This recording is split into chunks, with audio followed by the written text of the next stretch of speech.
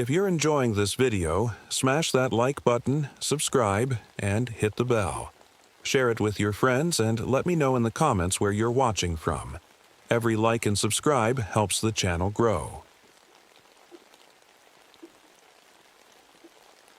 The wind howled outside my office window like a wounded animal as I stared at the blinking red dot on my computer screen. That dot wasn't supposed to be there. It meant the research station's emergency beacon had gone off, and in all my years, as a winter rescue ranger at Denali National Park, I'd never seen it activated during a storm this bad. I'm Nathan Mitchell, and I've spent the last 20 years saving people from the deadliest winters Alaska can throw at them. But this time felt different. My hands trembled slightly as I reached for my coffee mug, and it wasn't from the caffeine. The memories of last season came flooding back, the sound of cracking ice, the roar of the avalanche, and watching helplessly as my climbing partner disappeared into the white void. The phone rang, snapping me back to reality. "Mitchell," I answered, my voice steadier than I felt. "Nathan, we've lost all contact with the research station," Park Superintendent Harris said, her voice tight with worry. "Last transmission mentioned something about movement in whiteout conditions before they went dark. The satellite images—" She paused. "They show structural damage to the station. We need your team up there." I looked at the weather radar. The storm system covering Denali was unlike anything I'd seen in my 47 years. The colors on the screen were so dark they were almost black. "We've got maybe 3 days before this thing gets worse," I said. "I'll assemble the team." Within an hour, they were all in my office. Dr. Samantha Cho, the climate scientist, was already pulling up ice core data on her tablet. Her colleagues were among the missing, and I could see the worry lines around her eyes. Tyler Rhodes, our youngest ranger, stood by the window, his fingers drumming nervously against his leg. This would be his first major rescue operation, and I knew he was eager to prove himself. Emma Carter, our medic, was checking her supplies with military precision. Something about her movements reminded me she'd seen things during her Arctic deployments that she never talked about. Peter Nakashima, our communications expert, was fiddling with his radio equipment, his hearing aid occasionally squealing as he adjusted it. "Listen up," I said, spreading out the map on my desk. "We've got 6 researchers missing at the high-altitude station. They were doing some kind of deep ice core drilling when they went silent." I pointed to the location, marked with that ominous red dot. "The temperature up there is dropping below anything we've dealt with before.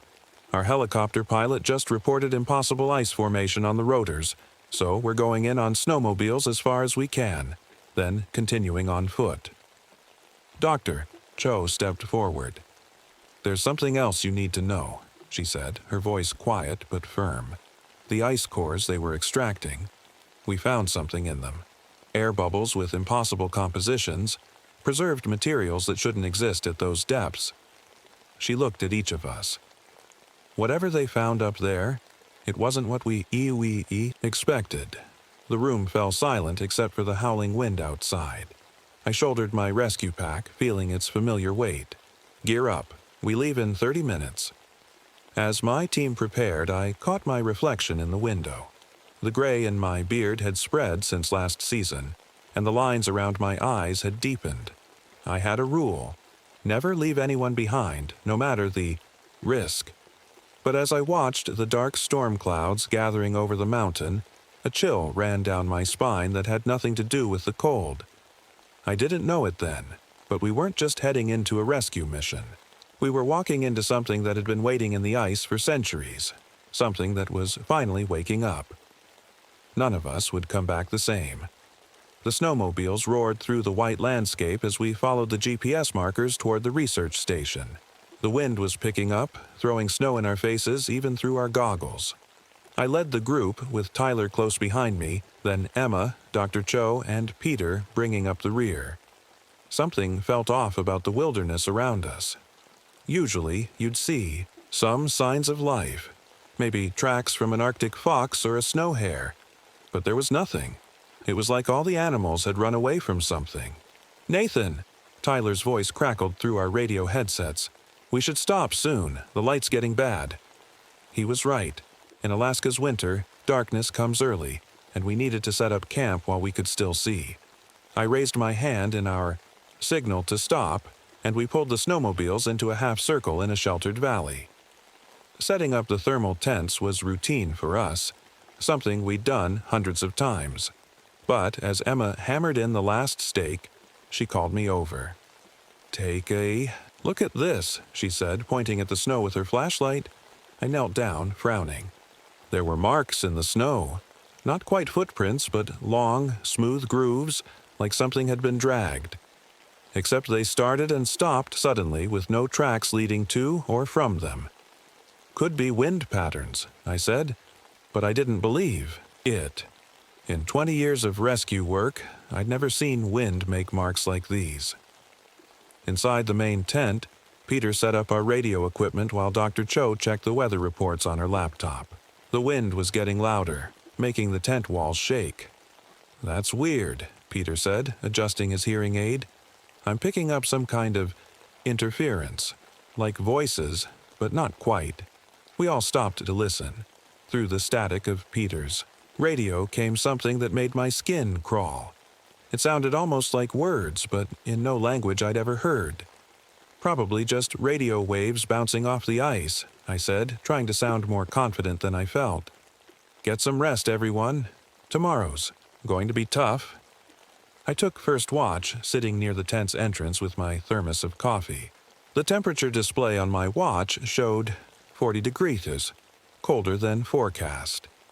Through the tent's small window, I could see the snow swirling in our camp lights. That's when I noticed something strange. The swirling snow was making perfect circles around our camp, like someone had drawn them with a compass. I rubbed my eyes, thinking I was seeing things, but the circles were still there. Just before midnight, Tyler's shout woke everyone up. He was standing outside his tent, staring at his snowmobile. "It won't start," he said when I reached him. "None of them will. I already checked the engines. Everything's fine, but they just won't turn over." Emma came over with a toolbox, but after an hour she threw up her hands in frustration. "This doesn't make sense," she said. "Mechanically, they're perfect. It's like something's just stopping them from working." A feeling of dread settled in my stomach. We were now 15 miles from the nearest outpost with 4 broken snowmobiles that should be working perfectly. And somewhere ahead of us, through the growing storm, 6 researchers were waiting for rescue. "We'll have to continue on foot," I said, looking at each member of my team. "We've got snowshoes in the emergency gear. We can make it." As we repacked our equipment into backpacks, I noticed more of those strange marks in the snow, this time forming a pattern that looked almost like writing. The wind had picked up again, and in it, I could have sworn I heard something that sounded like laughter. Dr. Cho came to stand beside me, her breath making clouds in the freezing air. "Nathan," she said quietly, "I need to tell you something about those ice cores. We found cells in them, living cells, from something that shouldn't have survived that long in the ice." Before I could ask what she meant, our radios crackled to life. Through waves of static, we heard voices, our own voices, having a conversation none of us remembered having. Looking up at the dark shape of the mountain ahead, I realized we weren't just fighting the cold anymore. Something was out there in the whiteout, something that had been waiting in the ice for a very long time, and it knew we were coming. The climb took us most of the next day. Every step was a battle against the wind and cold, our snowshoes sinking deep into fresh powder.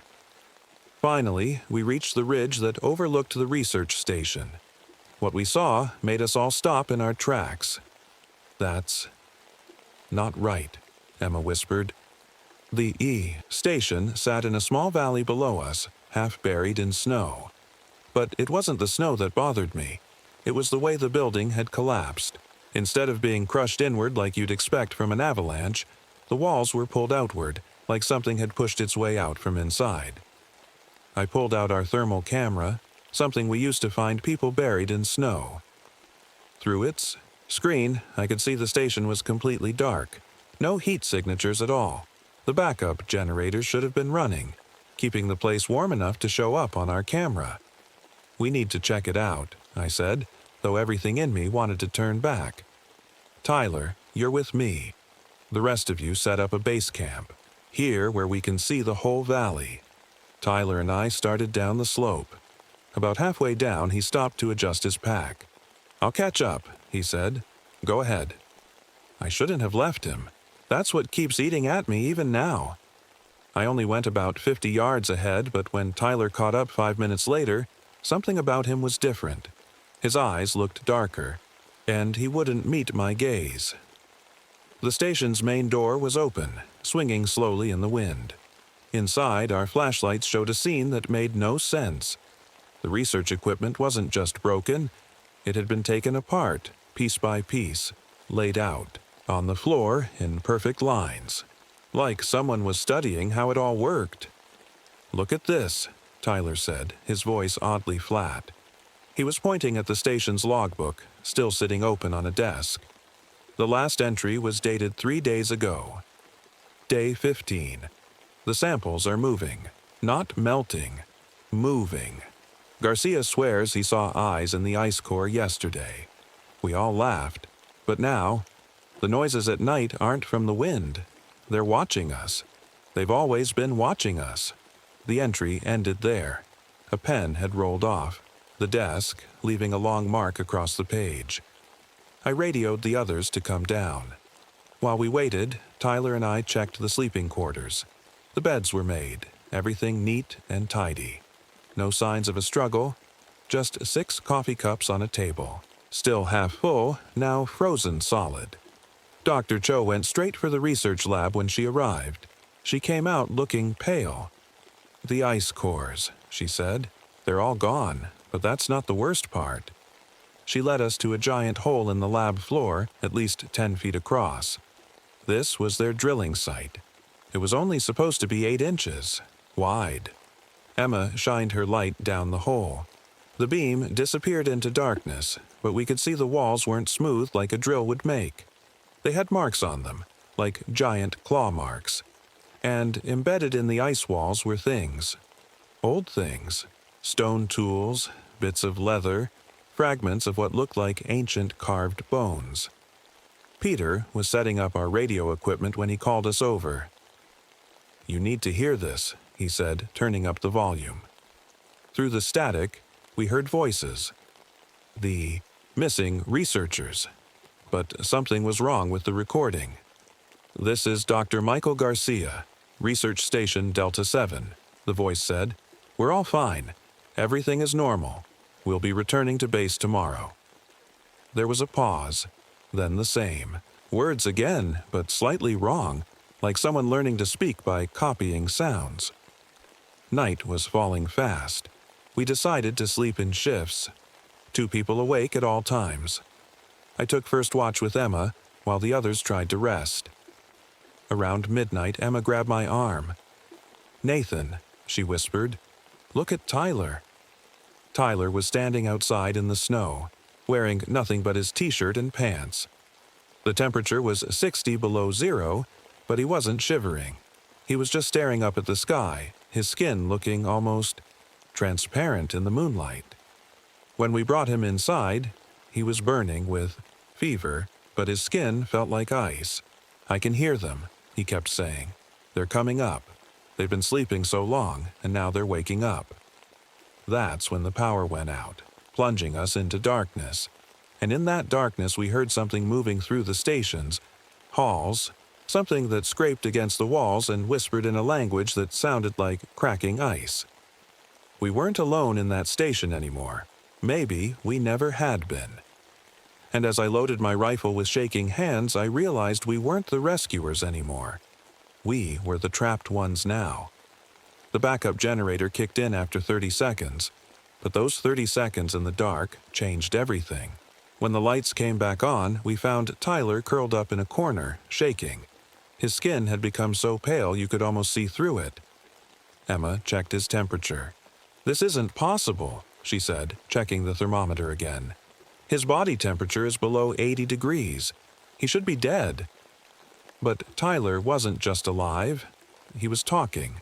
Not to us, but to something we couldn't see. His words came out like steam in the cold air. They want their children back. Dr. Cho was going through the research station's computer files. "Nathan, you need to see this," she called me over. On the screen was a video from a week ago. One of the missing researchers, Dr. Garcia, was filming an ice core sample. As we watched, something dark moved inside the ice. "We found them by accident," Dr. Cho explained, her voice shaking. The ice cores contained cells that were still alive after thousands of years. But they weren't just surviving. They were growing. A loud bang echoed through the station. Peter, who had been watching the monitors, yelled out, "Movement in the East Corridor." I grabbed my rifle and ran to check, Emma right behind me with her medical kit. The metal walls of the corridor were covered in frost, forming patterns like frozen fingerprints. And there, at the end of the hall, was one of the missing researchers. "Dr. Garcia?" I called out. "Don't move. We're here to help." He turned around, slowly, and Emma grabbed my arm. Dr. Garcia's skin was as transparent as glass, and behind it, we could see dark shapes moving like shadows in water. When he opened his mouth, the voice that came out wasn't human. "You took our children," the thing that wasn't Dr. Garcia said. "We want them back." We backed away slowly. Emma pulled out a flare, its red light filling the corridor. The creature that looked like Dr. Garcia hissed and retreated into the shadows. Back in the main lab, Peter was going through old military files on his laptop. "I found something," he said. "In 1978, a Soviet research team disappeared up here. Their last report mentioned finding transparent figures in the ice. Everyone thought they went crazy from the cold." Tyler suddenly sat up, his eyes wide. "I remember now," he said. His voice sounded different, older somehow. "My grandmother used to tell stories. She was from an Inuit family. She said there were people who lived in the deepest ice who could only be seen in the worst storms. The elders called them the frozen ones." A crackling sound made us all jump. Strange ice crystals were forming on the lab windows, growing into shapes that looked like letters from an unknown alphabet. Dr. Cho was studying them with a small microscope. "These crystals, they're growing in impossible ways. And look, there's something inside them. The same organisms we found in the ice cores. They're trying to talk to us," Tyler said. He walked to the window and touched the crystals. Where his fingers met the ice, more patterns formed. "They're ancient. They've been here since the last ice age. But now..." "Now what?" I asked. "The ice is melting," Tyler said. "Their world is disappearing. They're scared and angry." He turned to look at us, and his eyes had changed. They looked like they were made of ice. "They want to survive, just like we do." Emma had been quiet, but now she spoke up. "When I was in the military, we had a classified mission up here. We found things in the ice, things that didn't make sense. The government covered it up, but they've always known something was here." The temperature in the room suddenly dropped. Frost crept across the floor like living things, forming those same circular patterns we'd seen around our camp. Through the windows, we could see the storm getting worse, the snow now so thick it looked like static on a TV screen. And in that static, shapes were moving, tall, thin figures that seemed to be made of ice and shadow, walking upright through the blizzard like it wasn't there. "They're coming," Tyler said, his voice calm even as his body started to change, his skin becoming more transparent by the minute. "They want to show us something. In the deep ice, where they've been sleeping." I checked my rifle, knowing it probably wouldn't do any good against what was coming. The creatures outside were getting closer, and now we could see through their transparent bodies, organs that looked like frozen crystal, bones like Arctic glaciers. They were beautiful in a terrible way, and they were here to take back what we had stolen from their frozen world. I looked at my team, at Tyler's changing face, at Emma's determined expression, at Dr. Cho's fascinated horror, at Peter's trembling hands on his radio equipment. We had come to rescue others, but now we had to rescue ourselves, and the storm was only getting worse. The creatures surrounded the research station as the storm raged outside. Inside, we huddled in the main lab, watching ice creep across the walls, like living frost. The temperature kept dropping. Even our best heaters couldn't keep up. "They're not trying to break in," Emma said, watching the monitors. "They're changing the station itself." She was right. The ice wasn't just covering things, it was transforming them. Our equipment turned into perfect ice sculptures of itself. It was like the whole station was being frozen in time. Tyler sat in the corner, his skin now so clear we could see his heartbeat. But his heart was beating too slowly, maybe once every minute. He should have been dead. Instead, he was changing. "I can understand them better now," he said softly. "They're not just angry about the ice cores. They're scared. The world is getting warmer. Their ice is melting. Soon they won't have anywhere left to sleep." Dr. Cho was trying to talk to them through Tyler. She'd write questions on a whiteboard, and Tyler would translate the answers that came through patterns in the ice. "They've been here longer than humans," he explained. "When the great ice sheets covered the Earth, they helped early humans survive the cold, taught them how to build shelters, find food. But as the world got warmer, they had to retreat deeper, into the ice." Peter, who had been quiet for a while, suddenly grabbed my arm. "The radio," he said, pulling off his hearing aid. "Listen, without this, there's a pattern in the static." I put on his headphones. At first, I just heard noise, but then I noticed it.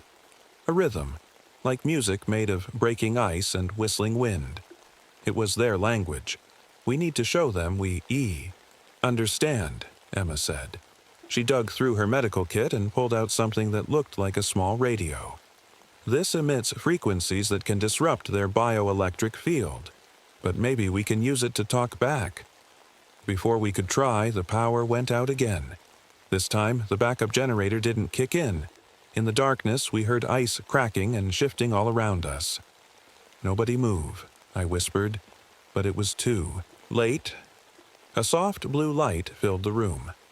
Standing among us was one of them, a creature made of living ice, its transparent body glowing from within. Through its clear skin, we could see organs that looked like crystals and bones like frozen rivers.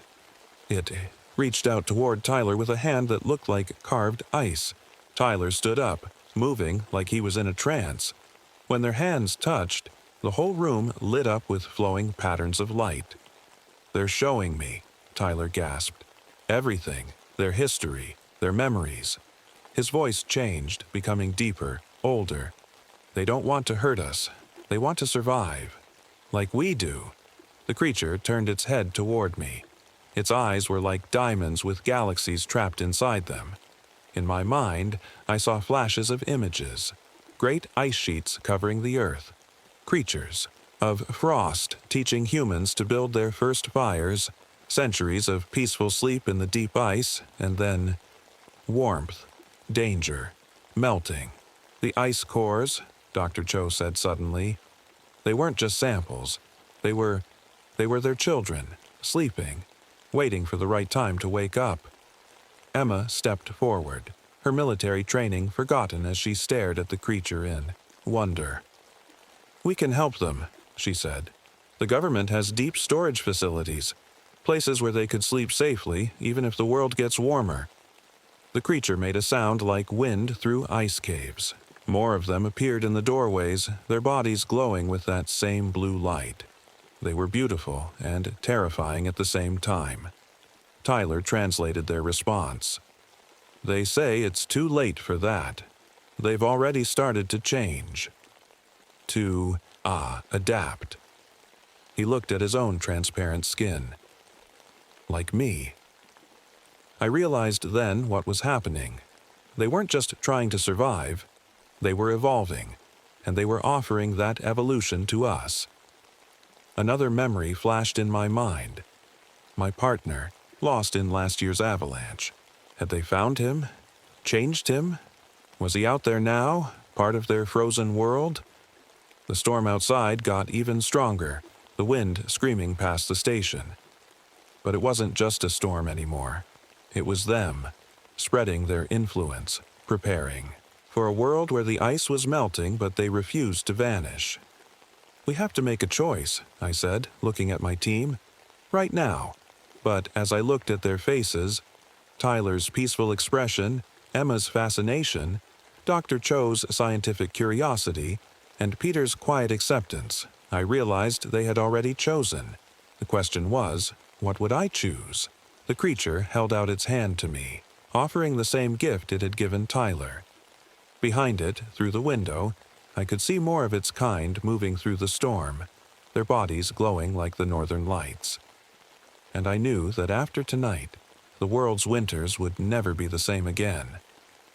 I stared at the ice creature's outstretched hand, remembering all the people I'd failed to save over the years, including my partner, lost in last winter's avalanche.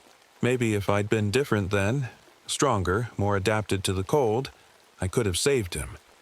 But before I could decide, our satellite phone crackled to life. The base camp's voice came through. Rescue helicopter incoming. ETA 10 minutes. They've spotted the missing researchers. They just walked into base camp an hour ago. My blood ran cold. What do you mean they walked into camp? They're all here, safe and sound, the voice said, though they're acting a bit strange. I looked at the creatures surrounding us. They had already spread beyond this station. Those weren't the real researchers who had returned to base. They were ice copies, perfect duplicates sent to fool everyone. We need to stop this, I said, backing away from the creature's hand. You can't just replace people. The creature's glow turned darker, angry. The temperature dropped so fast the metal walls of the station started to crack. Wait! Tyler stepped between us, his now transparent skin shimmering. They're not replacing us. They're offering us a choice, a way to survive together. Dr. Cho pulled out the last remaining ice core sample from her protected case. The children, she said softly. We can give them back their children. The creature's light brightened again, but as Dr. Cho moved forward with the sample, the whole station shook. The helicopter was getting close, its rotors disrupting the storm the creatures had created. If that helicopter lands, everyone on it will be in danger, Emma said. The creatures will defend themselves. I had to make a choice. Fast. Tyler, I said, tell them we understand now. We'll help them, find them safe, places in the deep ice away from the warming world. But they have to let us stay human, and they have to let that helicopter land safely. Tyler translated my words into that strange ice language. For a long moment, nothing happened. Then the creature reached out, not to change me, but to share another vision. I saw the future they feared, a world without deep ice, without safe places to sleep through the warm years. But I also saw another possibility. Humans and ice creatures working together, finding ways to protect the last cold places of the world. The creature pulled back its hand and nodded. The storm around the station began to calm. They agree, Tyler said. But they want me to stay with them, to be a bridge between our worlds. His mother's Inuit blood had made him perfect for the change. He was already part of their world now. The helicopter landed as the storm cleared. When the rescue team ran in, guns ready, they found us all human, except for Tyler, who had disappeared into the whiteout with the creatures. We told the official story just like we'd agreed. Experimental gases from the ice cores had caused hallucinations. The missing researchers had just gotten lost in the storm. Everything was normal, but I kept one small secret. Where the creature had touched my hand, a tiny patch of skin had turned clear as ice. In the coldest weather, I can see through it, like a window into another world. A reminder that the creatures are still out there, watching and waiting in the deep ice.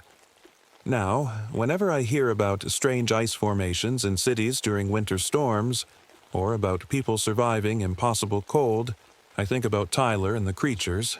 They're adapting. just like they said they would, moving through our world in their own way. And on the coldest nights, when the wind sounds like whispers and the snow makes perfect circles, I wonder if they're watching me through my window, considering whether humanity made the right choice. Because winter isn't just a season anymore. It's alive. And it remembers.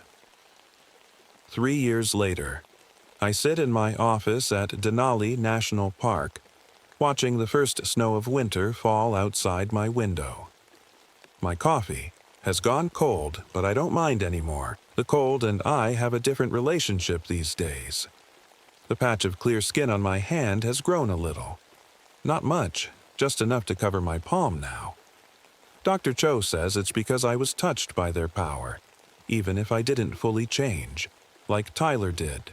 Sometimes in the winter, I can see right through my hand, like it's made of the clearest ice. We've kept our promise to the ice creatures. Dr. Cho now runs a secret research program, funded by the government, to find and protect the deepest, coldest places left in the world. She calls them winter sanctuaries, places where the creatures can sleep safely, even as the world gets warmer. Emma left the rescue service and joined Dr. Cho's team.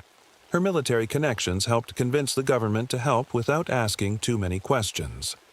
She says it's the most important mission she's ever had. Peter's hearing never quite recovered from that night, but he discovered something interesting. He can hear the creatures' songs better than anyone else now. He works with Tyler, learning their language, helping us communicate with them. Tyler, we see him sometimes during the worst storms. He looks happy, peaceful, more than human now, but still himself somehow. He leads groups of creatures to the sanctuaries we've prepared, making sure both our worlds can survive side by side. The official story hasn't changed. The public doesn't know about the ice creatures, and maybe that's for the best. But people have started noticing things. Strange ice patterns during winter storms, mysterious lights in snowfall, stories of people surviving impossible cold. Last week, I got a letter from a rescue team in Norway. They described finding perfect circles in the snow around their camp and hearing voices in the storm that sounded like breaking ice. I sent them to Dr. Cho. Another sanctuary will be built there soon. The missing researchers who returned to base camp that night. They live normal lives now, as far as anyone can tell, but in the coldest weather, their skin sometimes turns just a little bit clear. They're not quite human anymore, but they're not quite creatures either. They're something in between, like the first drops of rain before a storm. I still run rescue missions. I have to. It's who I am. But now I have help that no other rescue service in the world has. When someone gets lost in the worst storms, I just have to touch my clear palm to the nearest ice and whisper for help.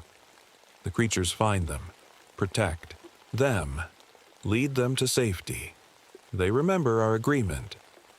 Sometimes at night I dream about my old climbing partner, the one I lost in the avalanche. In my dreams, he's smiling, his skin clear as winter ice, walking through endless snow without. Feeling the cold. Maybe he's still out there, changed like Tyler, living in a world of eternal winter. I hope so. The snow is falling harder now. Through my ice window hand I can see shapes moving in the storm. Tall, graceful figures that glow with their own light. They know I'm watching. One of them waves, and I wave back. Winter isn't what people think it is. It's not just a season, not just snow and ice and cold. It's alive, awake, and watching. And if you're ever caught in a blizzard and see perfect circles in the snow around you, or hear what sounds like singing in the wind, don't be afraid. The children of winter are there to help, just like they helped us all those years ago when humans first faced the endless cold. They're still teaching us how to survive. All you have to do is listen to the storm.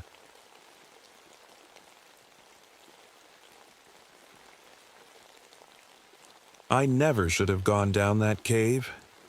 But when you've spent 30 years exploring the darkest places on Earth, you start believing you're ready for anything.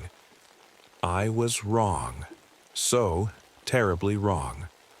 My name is Philip Reeves, and I'm a cave specialist at Carlsbad Caverns. Well, I was. After what happened under Wonder Mountain, I'm not sure what I am anymore. My hands shake as I write this, not just from my Parkinson's, which I'd kept secret from everyone at work.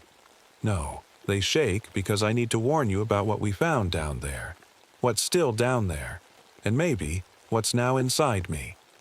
It started on a Tuesday morning in June 1983. I was in my office reviewing some routine paperwork when Dr. Allison Nash burst in, waving a stack of papers covered in jagged lines. "Phil, you need to see this," she said, spreading the seismic readings across my desk. "These patterns, they're impossible. There's something huge down there, a chamber system we never knew existed." I squinted at the readings. After 3 decades of mapping Carlsbad's caves, I thought I knew every twist and turn beneath the park. But these readings showed something different, something big. "We need to put together a team," Allison insisted, "right away." That's how I ended up assembling the strangest group of people I'd ever worked with. There was Allison herself, ambitious and brilliant, her eyes gleaming with the promise of discovery. Raymond Ortega, a local guide whose family had been telling stories about the caves for generations. He kept fingering a small metal charm his grandmother had given him, though he claimed he didn't believe in the old legends. Dr. Julia Winters joined us too, a microbiologist who studied the weird little creatures that lived in the caves. She was quiet, professional, clearly using work to escape some personal troubles. And then there was Benjamin, my brother. We hadn't spoken in years, not since his reckless behavior got another diver killed. But we needed the best cave diver available, and despite everything, that was still him. When he walked into the visitor center that morning, the tension in the room could have been cut with a knife. "Phil," he nodded, not quite meeting my eyes. "Ben," I replied just as stiffly. We spent that morning checking our equipment.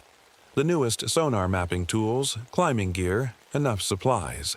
For 10 days underground, I noticed Julia examining some strange bacterial growth near the entrance, muttering about impossible reproduction rates. Raymond was oddly quiet, performing some kind of blessing ritual when he thought no one was watching. The descent began normally. Enough. We passed through the regular tourist caves, the ones I could navigate blindfolded. But then we reached the vertical shaft that would take us into unmapped territory. 800 feet down, we set up our base camp in the last known chamber. That's when I noticed something odd. A faint breeze where there shouldn't have been one. In caves, moving air means there's another way out, or something else moving the air around. None of us slept well that first night. The darkness felt different down there, thicker somehow. And when we finally did drift off, we all had the same dream. Ancient eyes watching us from the walls, patient and hungry, waiting for us to go deeper. I woke up covered in cold sweat, my hands shaking worse than usual. I doubled my medication when no one was looking. As team leader, I couldn't show weakness, not now. Not when we were about to discover something that would change everything we thought we knew about what lives in the dark. If only I'd known then what that change would really mean. Morning came, though you couldn't tell underground. My watch said 7 a.m. when we packed up our gear to explore further. That's when we found something strange. A crack in the wall that felt warm to the touch. In caves this deep, everything is usually cold. "Look at this," Julia said, shining her light into the crack. A soft, blue-green glow pulsed from deep inside, like nothing I'd seen in 30 years of caving. Raymond hung back, his face pale. "My grandmother used to tell stories," he said quietly, "about something that lives in the deepest parts of these caves. Something hungry." He clutched his metal charm tightly. I was about to reassure him when Benjamin pushed past us both. "We're not here for ghost stories," he said, already pulling out his rope. "This crack looks wide enough to squeeze through." "Ben, wait," I called out. "We need to check it's safe first." But he was already gone, wiggling through the gap before anyone could stop him. Classic Benjamin, always rushing in. My hands started shaking again, and not just from the Parkinson's. After 10 tense minutes, we heard his voice echo back. "You guys need to see this." One by one, we squeezed through the crack. It was a tight fit, the kind that makes your heart race as rock scrapes against your back and chest. But what we found on the other side made us forget all about that fear. We were standing in a cave bigger than a football field, with walls that stretched up into darkness. Weird mushrooms gave off that blue-green light we'd seen, and strange. Formations hung from the ceiling like frozen waterfalls made of glass. Our lights caught crystals in the walls that sparkled like stars. "This is impossible," Allison whispered, checking her instruments. "The radiation readings are strange, but not dangerous." She walked around in circles, taking measurements and muttering to herself. Julia was already collecting samples of the glowing mushrooms. "These aren't like any fungi I've ever seen," she said. "They almost look like both plant and animal." But it was what Benjamin found that really made my skin crawl. On one wall, hidden behind a curtain of crystals, were paintings. Old ones. They showed stick figures of people merging with something else, something with too many limbs and no real shape. "Hey!" Benjamin called out again. He was standing by a small tunnel half filled with water. "I'm going to check where this leads." "Not alone," I said firmly. "We stick together down here." "I'll be fine," he smiled. "Just a quick look." And before I could stop him, he pulled on his diving gear and slipped into the water. Those were the longest 45 minutes of my life. When Benjamin finally came back, something felt off about him. He was smiling more, being nicer. He even apologized for the fight we'd had years ago. It wasn't like him at all. We set up camp in the big chamber that night. Our equipment kept picking up weird electrical signals like static on a radio. Julia's mushroom samples were acting. Strange, too. They seemed to be eating other things in her collection box. I tried to write in my journal before bed, but my hands were shaking too badly. When I finally did fall asleep, I dreamed about Benjamin's dive. In my dream, he found something in that underwater tunnel. Or maybe something found him. But that was just a dream, right? Wrong. What happened next would prove that sometimes the real nightmares aren't the ones we have while sleeping. They're the ones we find in the dark when we're wide awake. Day 3 underground started with a scream. I rushed out of my sleeping bag to find Julia staring at her sample box, her face white as chalk. The mushrooms she'd collected weren't just growing. They were changing shape. Right before our eyes, they were turning into exact copies of the other cave plants in the box. "That's not possible," she kept saying, her hand shaking as she took pictures. "Living things can't just copy themselves like this." But that wasn't even the scariest thing we found that day. While exploring a new tunnel, Raymond's light caught something in the wall. At first, I thought it was just another crystal formation. Then I saw the boot. There were people in the wall, 3 of them, old-time miners judging by their clothes. But they weren't skeletons. They looked perfectly preserved, like they'd somehow been frozen inside the rock itself. Their faces were twisted in fear. Raymond wouldn't go near them. He hadn't slept all night, saying he kept hearing whispers in his native language echoing through the caves. None of us heard anything, but the fear in his eyes was real enough. Benjamin was acting stranger by the hour. I caught him sneaking samples of Julia's copying mushrooms into his pocket. When I asked him about it, he just smiled that new, weird smile of his and said he wanted to study them closer. "We should check out the lower chamber," he kept saying. "The one underwater. There's something amazing down there." But Allison was acting odd, too. She'd stopped taking notes on her readings and just kept walking deeper into the cave system, like she was being pulled by something. When I tried to talk to her about safety protocols, she barely seemed to hear me. Then we found the chambers that looked like, well, like organs. Like we were walking through the insides of some giant living thing. The walls were soft and warm. In some places, they almost seemed to pulse. "Look at this," Julia called out.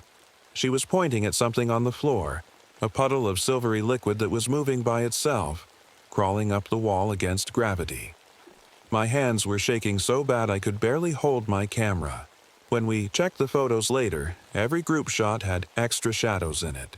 Extra figures. Like there were more people with us than there should be. That night, I saw Benjamin collecting more samples when he thought everyone was asleep. But the way he moved, it wasn't natural. His arms stretched out too far, bent in ways arms shouldn't bend. Julia saw it too. She pulled me aside, her voice barely a whisper. "Phil," she said, "I've been analyzing those samples.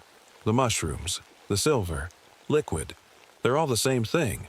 They can copy anything living they touch. And I found human cells in them. Lots of different human cells." "What are you saying?" I asked. But I think I already knew. "I'm saying that's not your brother anymore. The real Benjamin never came back from that dive. That's when we heard Raymond scream." He was backing away from Benjamin, holding out his grandmother's charm. The metal had turned black where it touched my brother's skin. And Benjamin. His face wasn't staying still. It was rippling, like water in the wind. "The hungry one," Raymond gasped. "It's here. It's been here all along." Benjamin's smile grew too wide for his face. Now, he said. But it wasn't his voice anymore. It was like 100 voices speaking at once. "We can't have you spoiling the surprise." His arm shot out, literally shot out, stretching across the room like melted plastic. Raymond tried to run.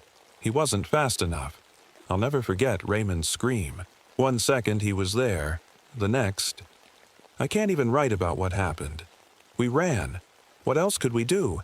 Julia, Allison, and I locked ourselves in a side tunnel pushing rocks against the entrance. "We have to get out of here," Julia said, trying to catch her breath. "We have to warn someone." But when we tried our radio, all we got was our own voices coming back to us, saying things we hadn't said yet. Things about being trapped, about being hungry. That's when Allison started. "Laughing, don't you see?" she said, her face splitting into that same wrong smile Benjamin had. "You can't warn anyone. You can't stop us. We've been alone down here for so long." Julia grabbed my arm. "Phil, the charm. Raymond's charm. Quick." I still had it. I'd grabbed it when we ran. Julia pressed it against Allison's skin and she screamed. Not a human scream. Her skin bubbled and turned gray where the metal touched it. "It's the metal," Julia said. "Something in it hurts them." We tied Allison up with our climbing ropes, but it didn't matter. During a small earthquake, her whole body just melted. She slipped through the ropes like water and disappeared into a crack in the wall. We were trapped, low on food. No way to contact the surface. And somewhere out there, 2 things wearing our friends' faces were hunting us. My hands wouldn't stop shaking, and I was running low on my medicine. That's when the water started whispering to me. First, I thought I was going crazy. But every time I got close to our water bottles, I could hear voices, see things. The creature, the real one, was trying to talk to me. It showed me everything. How it fell from the sky millions of years ago, inside a rock that crashed into these caves. How it lived down here alone, learning to copy the simple cave life it found. How it grew smarter, bigger, lonelier. The whole cave system was one huge creature. And now it wanted to learn about us, to become us. "Phil." Julia's voice snapped me back. She was looking at her samples through a small microscope. "The pieces we collected, they're changing. The metal from Raymond's charm isn't hurting them anymore. They're learning to resist it." That's when we heard Benjamin's voice, my real brother's voice, calling from the dark. Phil! Julia! Help me, please. I'm hurt. The thing that took my face. It left me down here. Julia grabbed my arm. It's a trick. It has to be. But what if it wasn't? What if my real brother was still alive down there, alone in the dark? The voice came closer. Phil, remember that time when we were kids? When Dad took us fishing and you fell in the lake? Remember how I pulled you out? My heart stopped. That had really happened. Something only the real Benjamin would know. We have to help him, I said. Phil, no. Julia tried to stop me. Think about it. It has your brother's memories. It must get them when it copies someone. She was right. But by then it was too late. The walls around us started moving.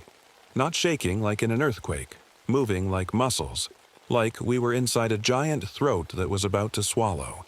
And somewhere in the dark, Benjamin was still calling my name. The walls kept moving, squeezing in around us. Julia and I ran, our lights bouncing off wet stone that looked more like skin with every step. Behind us, Benjamin's voice had changed. It wasn't trying to sound human anymore. You can't run from us forever, it called, the voice now sounding like 10 people talking at once. We're the cave. We're everywhere. We found ourselves in a tunnel that sloped down into darkness. Water trickled past our feet, heading deeper, underground. It was our only way out. Look, Julia pointed her light at the water. Tiny silver specks were moving in it, swimming against the current, like the creature was in every drop. My bottle of medicine slipped from my shaking hands, splashing, into the stream. I watched helplessly as my pills dissolved in the infected water. We need to find another way, I said, trying to hide how scared I was. Without my medicine, the shaking would only get worse. That's when Julia grabbed my arm, hard. Phil, she whispered. I drank from that stream an hour ago. I looked at her face in the flashlight beam. Tiny silver lines were already crawling under her skin like mercury in a thermometer. It's inside me, she said. Her voice was shaking, but she stayed calm. That was Julia, a scientist to the end. I can feel it. It's trying to think with my brain. Use my memories.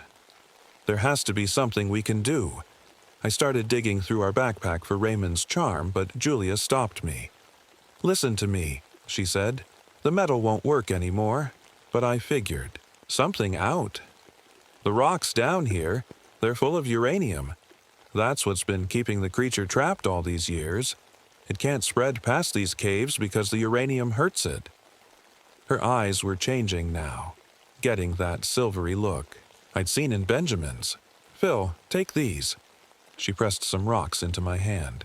They were warm to the touch. I collected them earlier. They're radioactive, but not enough to hurt you. Not right away. But they'll hurt it. Julia. I don't have much time, she said. Her voice was starting to sound strange, like there were other voices mixed in with it. There's a big chamber up ahead, like a pool. That's its heart, where it really lives. You have to. She screamed then, doubling over. When she looked up, her face was changing, rippling like water. Run, Phil! It was still Julia's voice, fighting through. Run, now! I ran. Behind me, I heard her body splash into the water. When I looked back, Julia was gone. In her place was a silver puddle that was already flowing away, merging with the cave walls. The tunnel got steeper. The air got warmer. I could hear voices all around me now. Raymond, Allison, Benjamin, Julia, all of them calling out, begging me to stop, to join them. But mixed in with their voices was something older, something that had been down here in the dark for millions of years, all alone, dreaming of the world above. It was waiting for me up ahead. I could feel it, and I was walking right toward it, with nothing but a handful of warm rocks and my shaking hands to fight it with. The chamber I walked into was the biggest I'd ever seen. In the center was a pool of silvery liquid that glowed with its own light. The surface wasn't still. It moved like it was breathing. This was it. the heart of the creature. My hands were shaking so bad I could barely hold my flashlight. Without my medicine, the tremors were getting worse. That's when I heard splashing. Shapes were rising from the pool. First came Benjamin, then Allison, then Raymond. Last was Julia. But they weren't really my friends anymore. Their skin rippled and flowed like liquid metal. "Welcome home, Philip," they all said at once. Then the pool itself spoke to my mind. It showed me things. Wonderful, terrible things. How lonely it had been down here. How it wanted to learn, to grow, to be more than just a copy. It showed me what would happen if it got out. A world where no one would ever be alone. Where everyone would be connected, sharing one giant mind. "Join us," Benjamin's voice said. "Let me help you, big brother, like I always did." He reached out his hand. No more Parkinson's, no more shaking, no more being afraid. I looked down at my trembling hands, still holding Julia's radioactive rocks. The creature was right. I was afraid. I'd been afraid ever since I first got my diagnosis. Afraid of losing control. Afraid of being helpless. Think about it, Julia's voice now. All our memories, all our knowledge, living forever. Isn't that what science is for? To discover amazing things? Part of me wanted to say yes, to just let go and become part of something bigger. That's when I felt the tremor. A real one this time, shaking the whole cave. And I remembered something from all my years exploring these caves. There was a major fault line running right under us. I still had our last pack of explosive charges in my bag, the ones we used to clear blocked tunnels. "You're right," I said. "I am afraid, but being afraid is part of being human." I threw Julia's rocks straight into the pool. The silver liquid hissed and bubbled where they hit. The copies of my friends screamed, not with human voices anymore. While they were distracted, I set the charges along the fault line. My hands were shaking worse than ever, but somehow I got them placed. "Stop!" the creature roared with 100 voices. "You'll kill them. Your friends, your brother, they're all here with us." "No," I said. "You just stole their faces, their memories, the real them. They're already gone." I hit the detonator. The explosion was huge. Rocks started falling everywhere. The chamber began to collapse. I ran for the exit tunnel but got stuck in a narrow spot. The walls were closing in. Not just from the cave-in, the creature was trying to trap me. That's when I felt something touch my leg. It was Benjamin, or what looked like him. But his face was different now. Scared. Human. "Phil," he said in my brother's real voice, "let me help. One last time. But you have to let me give you a small piece of myself. Just enough to get you out. Please, I don't want to die alone down here." The rocks were still falling. Water was rushing in. I had seconds to decide. I looked into my brother's eyes, or whatever was wearing his face, and made my choice. Yes, I felt a cold sting on my ankle. Then suddenly I was moving faster, stronger. My hands stopped shaking. Together, we squeezed through the tunnel as the cave collapsed behind us. I ran until I saw light. Real light from the surface. Behind me, a final rumble sealed the cave forever. I was out. I was alive. I was changed. They found me 3 days later, wandering the park trails. The rescue team said I was babbling about silver pools and people melting into walls. They blamed it on dehydration and shock. Where are the others? They kept asking. I told them about the cave-in, about how our equipment failed and we got lost, about how the others didn't make it out. All true, in a way, just not the whole truth. They wrote it all up as a tragic accident. 5 dead in a cave. Collapse. Very sad, very normal. The kind of thing that sometimes happens to cave explorers, but things weren't normal. Not for me. First, my Parkinson's symptoms disappeared completely. The doctors called it a miracle. They wrote papers about how extreme stress can sometimes cause the brain to rewire itself. Then I started remembering things I couldn't possibly know. I remembered Julia's first day of college, the proud look on her parents' faces.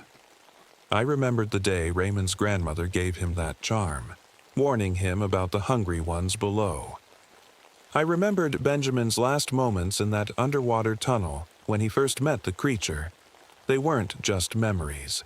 They were part of me now, just like that small silver patch on my ankle that sometimes moves when I'm not looking at it. I wrote my official report recommending the cave system be permanently sealed, sent it to all the right people. But then I did something else. Late at night, when my hands were steady as rocks, I sat at my computer and wrote another report. The true one. About what's really down there. About what it can do. About how it's still waiting, learning, growing. I sent that report to every geological survey office in the world. Because here's the thing about caves. They're all connected if you go deep enough. And now I know there are other silver pools down there, other hungry things waiting in the dark, and sometimes late at night I hear them whispering, calling to the small piece of them that lives inside me, telling me about other caves, other places where the walls move and the shadows have too many eyes. But that's not the scariest part. The scariest part is that sometimes I want to answer back. My hands don't shake anymore when I write. They haven't shaken in years. But the thing that cured them is spreading. Slowly, a little more each day. I can feel it. So I'm leaving this story here as a warning. If you're a cave explorer, a scientist, or just someone who likes to poke around in dark places, remember this. Sometimes the darkness looks back. Sometimes it reaches out to help you, and sometimes when it touches you, it never really lets go.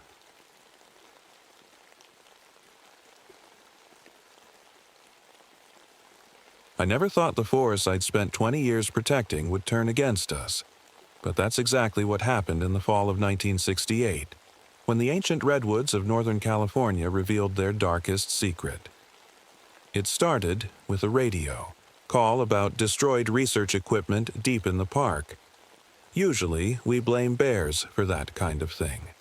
They love tearing up anything that smells interesting. But what I found that foggy morning was different. Very different.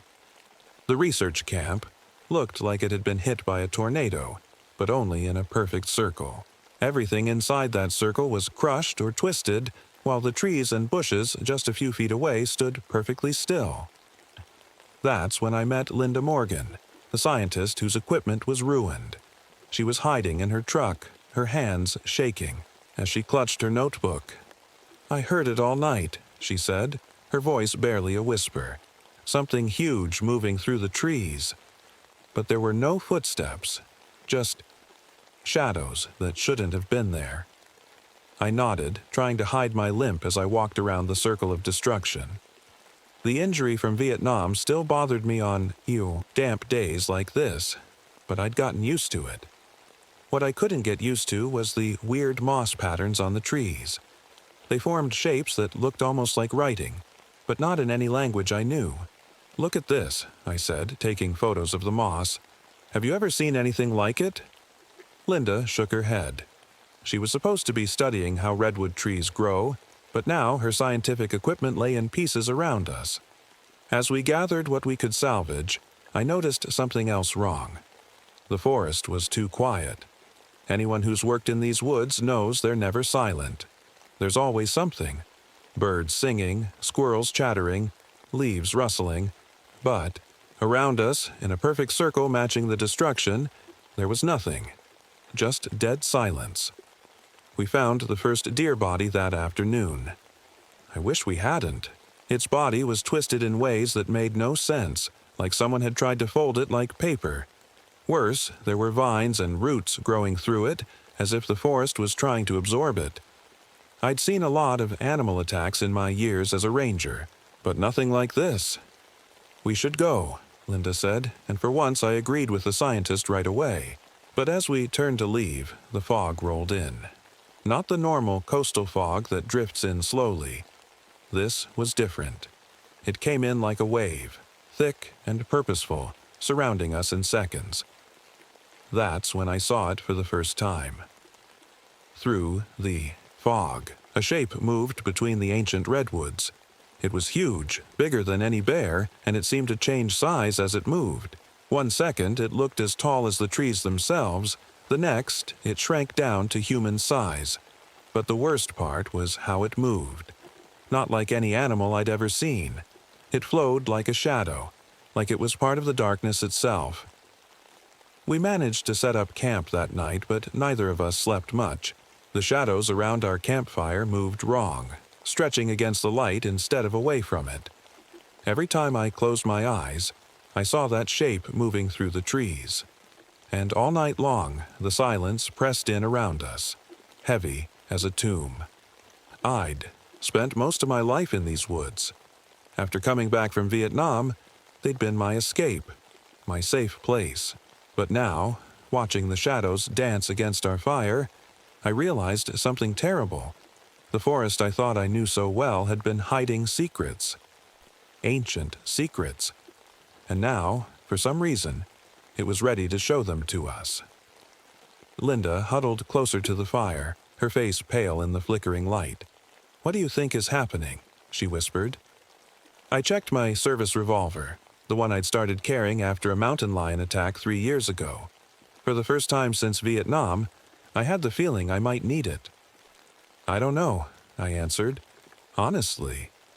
But whatever it is, it's just getting started." In the darkness beyond our camp, something moved, and this time I knew it was watching us. The morning light should have made things better. It didn't.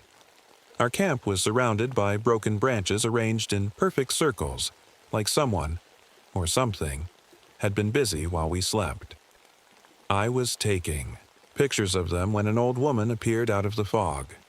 She moved so quietly I didn't hear her until she spoke. "You've entered the Shadow Keeper's territory." Her voice was soft but firm, like someone used to being listened to. She introduced herself as Jessie Whitefeather, and the look in her eyes told me she knew more than she was saying. "What's a Shadow Keeper?" Linda asked, her scientific curiosity winning over her fear. Jessie touched one of the broken branches. "Not what? Who? The Shadow Keeper is as old as these trees. It's a guardian that can become one with the darkness itself." She looked straight at me. "You saw it last night, didn't you? The shape that changes size?" Before I could answer, we heard an engine. Deputy Gregory Martin pulled up in his patrol car, his shiny badge catching the morning light. He was young, eager to prove himself, and I could tell right away he wasn't going to believe anything we said.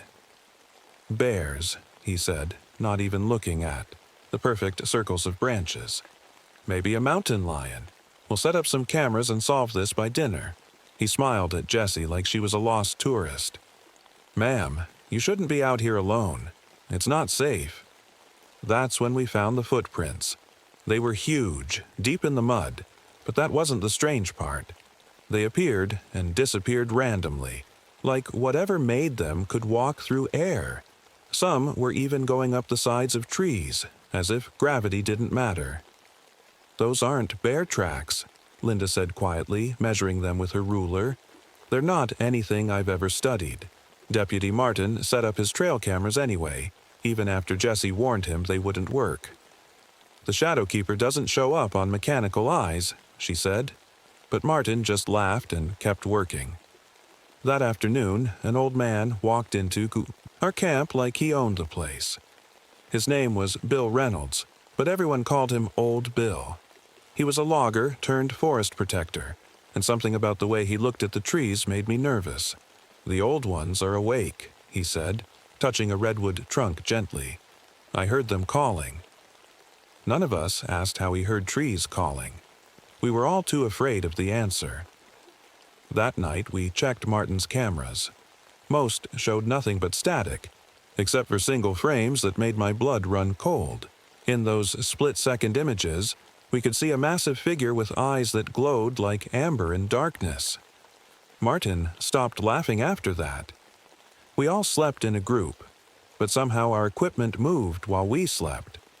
Every piece of metal, our tools, Martin's handcuffs, my revolver, had been arranged in perfect circles just like the branches. Even Martin couldn't explain that away. "Listen," Jesse said as we stared at the circles. "The forest is trying to tell you something. Those circles are warnings. The Shadow Keeper is angry about the new logging roads, about the machines getting closer to its sacred places." "There's no such thing as sacred places," Martin snapped, but his voice shook. "This is all just... A deep boom cut through the forest, like a giant drum being struck. We all jumped. The sound came again, closer this time. In the growing darkness, I saw fear on every face, even Martin's. Old Bill smiled a sad smile. "They're coming to check on us," he said. "The old ones want to know what we're going to do about their home being destroyed." The shadows began to stretch toward us, even though the sun was setting behind us. They should have pointed the other way. Linda grabbed my arm, her fingers digging in. "Harrison," she whispered, "look at the trees." I looked up. In the dying light, every branch above us was pointing down at our group, like countless fingers. And in the shadows between them, something was moving. The drumming sound came again, and this time I realized what it was. Footsteps. Something massive was walking toward our camp, something that made the earth shake with each step. Martin reached for his gun. "Don't," Jesse warned. "That's the worst thing you could do right now." But we all knew it was too late. The Shadow Keeper was coming to pay us a visit, and no amount of weapons or cameras or scientific equipment would help us now. In the gathering dark, I heard Old Bill whisper, "The forest remembers everything we've done to it. Everything. And now it's time to pay the price." Old Bill led us deeper into the forest the next morning. None of us wanted to go, but we all knew we had to understand what we were dealing with. The fog was thick as soup, and the trees looked different somehow, twisted in ways that made my head hurt to look at them. "Here," Bill said, stopping in a clearing. "This is where I first saw one, back in '46. What we found made Linda drop her notebook. The trees had grown into cage-like shapes, their trunks and branches weaving together, like fingers. Inside one of these wooden cages was something that made Deputy Martin throw up his breakfast. It was the missing logger from 2 years ago, the one we'd all searched for. His body had somehow become part of a redwood trunk, like the tree had, grown right through him. His face was frozen in a look of surprise, as if he hadn't even had time to be scared. "The forest takes what it wants," Jesse said quietly. "It's been doing this since before my great-grandmother's time." Linda, trying to stay calm and scientific, took samples of a weird black sap that was oozing from the tree cage. The sap moved, on its own, like it was alive. I'd never seen anything like it in all my years as a ranger. The sun was setting early, too early, and the shadows started to move wrong again. But this time was different. This time they moved like they had a purpose. "We need to leave," I said, but as soon as the words left my mouth, the forest changed around us. Vines and branches shot up from the ground, making walls that separated our group. I could hear Linda screaming somewhere to my left and Martin shouting to my right. "Don't shoot!" I yelled, remembering Jesse's warning. But Martin didn't listen. The gunshots echoed through the trees. Then came a sound I'll never forget, the sound of roots ripping out of the ground. Through a gap in the vine wall, I saw Martin, being dragged into the darkness by things that looked like wooden tentacles. His screams stopped suddenly, replaced by horrible crushing noises. Then silence. "Run!" Old Bill's voice came from somewhere ahead. "The watchtower! Get to the watchtower!" I ran as best I could with my bad leg, following the sound of Bill's voice. Branches whipped at my face and the ground itself seemed to try to trip me. I could hear Linda's breathing somewhere close by, and the soft sound of Jesse's moccasins on the forest floor. The old fire watchtower appeared out of the fog like a ghost. We climbed the metal stairs as fast as we could, our feet clanging on, each step. Only when we reached the top did I realize Martin wasn't the only one missing. We'd lost Old Bill, too.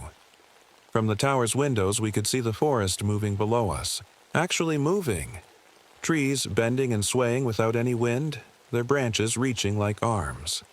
And between them, a darkness deeper than night flowed like water, taking shapes that shouldn't exist. "It's hunting us," Linda whispered, her face pressed against the glass. "But why? What did we do?" Jessie touched the window gently. "Look there," she said, pointing to where the darkness seemed thickest.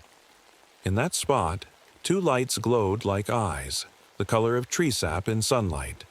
They were looking right at us. The tower creaked as something huge moved below. Metal groaned against metal. Linda grabbed my arm again, and this time I was grateful for it. We all watched as the darkness rose up around our safe place, like a tide of shadows coming in. "Harrison," Jessie said, her voice steady despite everything. "There's something you need to know about the Shadow Keeper, something my people have known for generations." But before she could tell me, the tower shuddered like it was caught in an earthquake. Outside the windows, the darkness had taken shape. A massive form made of shadow and bark and moss, with those glowing amber eyes fixed on our tiny shelter. In that moment, looking into those ancient eyes, I understood something terrible. We weren't dealing with some forest creature or angry spirit. This was something older, something that had been here long before humans walked the earth. And it wanted us to know that we were in its home now, its rules, its justice. The tower creaked again, and somewhere in the darkness below, I heard Old Bill's voice start to sing, a strange, sad song that made the shadows pulse like a heartbeat. The watchtower swayed in the darkness like a tree in a storm. Old Bill's strange song faded away, but the shadows still pulsed around us, making the metal walls creak. "It's time you knew the truth," Jessie said, sitting cross-legged on the tower floor.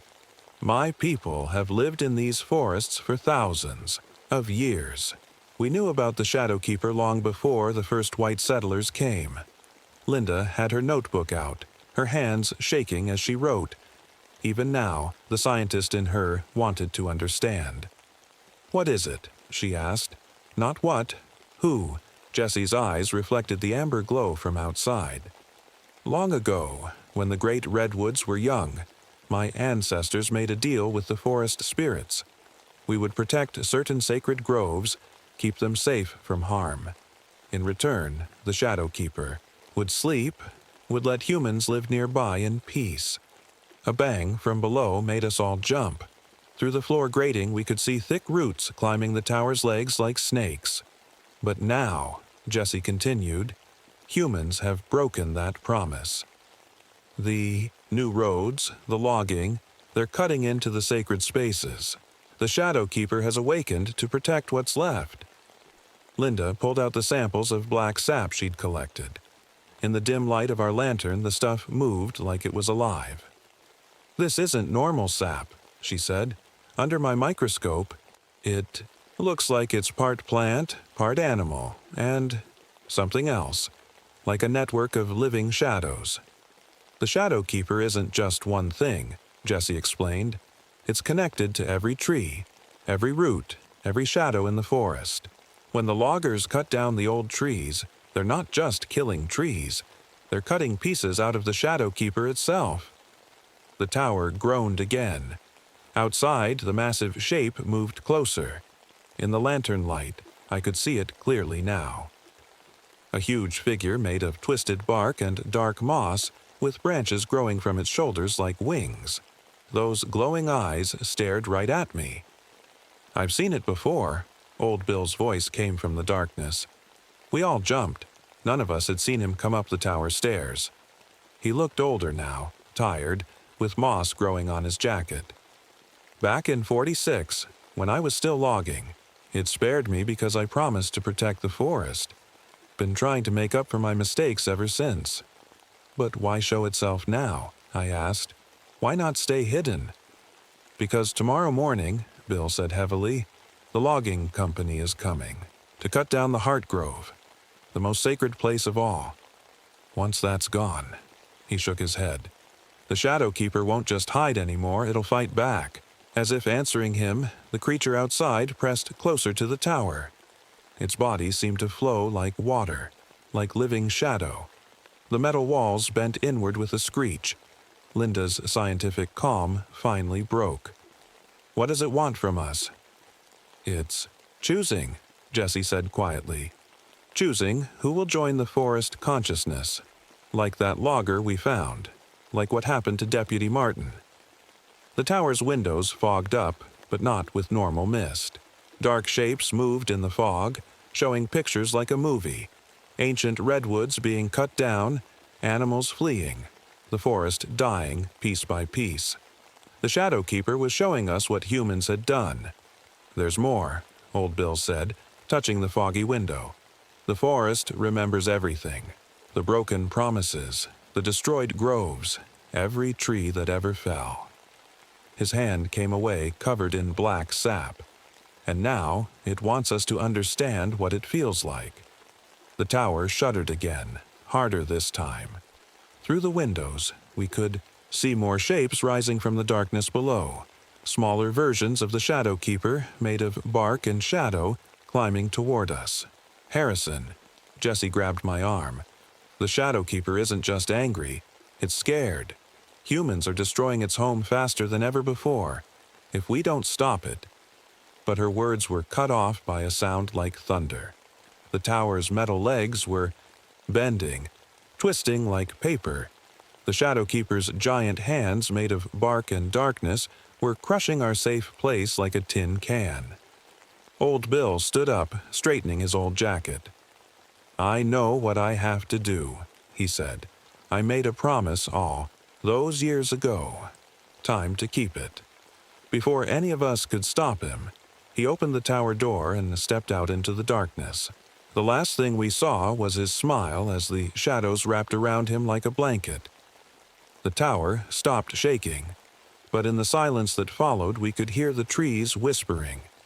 And now, somehow, I could understand what they were saying. When morning came, nothing looked right. The forest had changed overnight. Trees stood where there hadn't been trees before. Paths went in directions that made no sense. It was like being in a dream, except we were all wide awake. We have to get out, Linda said, checking her compass. The logging crews will be here tomorrow morning. We have to warn them. But her compass wasn't working. The needle spun in circles like it couldn't find north. My ranger's map looked wrong too. None of the landmarks matched what we were seeing. We climbed down from what was left of the tower. The metal stairs were bent and twisted, covered in that strange black sap. As we reached the ground, I noticed something odd about my shadow. It moved a second too slow, like it was thinking about which way to go. This way, I said, pointing to where I thought the road should be. But after walking for an hour, we ended, up back at the tower. The forest is playing tricks, Jessie said. It's trying to keep us here. We tried again, taking a different path. This time, we found something that made us all stop cold. Deputy Martin was there, or what was left of him. The trees had grown around him like they had with the logger, but he was still alive. His eyes moved, following us. Harrison, he whispered through lips that were turning to bark. It's in my head now. I can feel what it feels. So much anger, so much fear. His voice crackled like breaking twigs. It's choosing. Choosing who will become part of the forest. Linda backed away, her face pale. The fungal network, she said. It's not just in the trees. It's in our heads, too. That's how it's confusing us, changing what we see.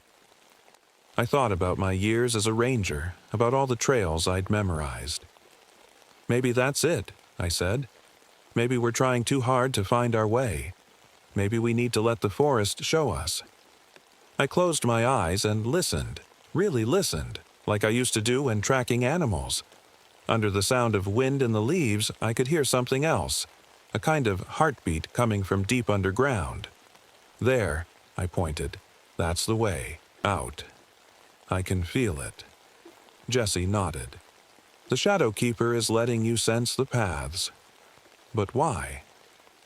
We walked again, following that strange pulse I could feel. This time the trees didn't move around us.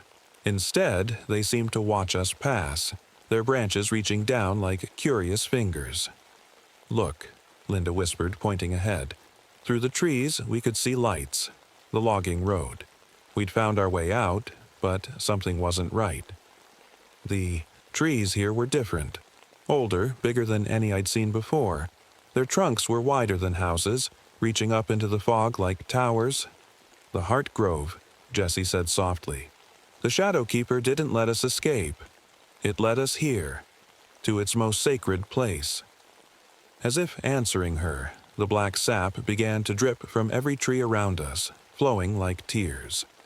The ground shook with that deep heartbeat I'd been following. In the shadows between the ancient trees, amber eyes opened one by one. "It wants us to see," I realized, "to understand what the loggers are about to destroy." A wind picked up, but it blew in the wrong direction, straight down from the sky.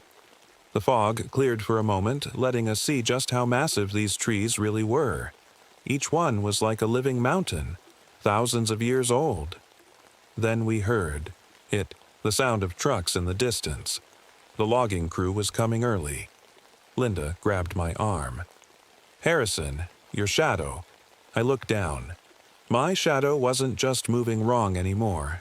It was standing up, peeling itself off the ground like a piece of dark paper, and it wasn't the only one. All around us, shadows were rising, taking shapes that looked almost human. The forest had shown us the way here for a reason. Now we had to choose. Stand with the Shadow Keeper to protect this place, or let these ancient giants fall. Behind us, Deputy Martin's tree-bound voice whispered, "Choose quickly. They're coming." The logging trucks got closer. We could hear their engines rumbling through the fog, smell their diesel fumes mixing with the ancient forest air. I tried to radio them, but all I got was static and strange whispers. "We have to stop them," Linda said. She wasn't shaking anymore. Something had changed in her eyes. She'd seen too much to be afraid now. "They can't cut down these trees. They're too important." I checked my service revolver, more out of habit than anything else. What good would bullets do against living shadows? The ground shook as the first truck pulled up to the Heart Grove. Our own shadows were still standing beside us like dark twins, waiting. Through the trees, we could see the logging crew getting out their equipment. Chainsaws, ropes, hard hats bright yellow in the fog. "Last chance to leave," the crew boss shouted when he saw us. "This grove is coming down today. Orders from the company."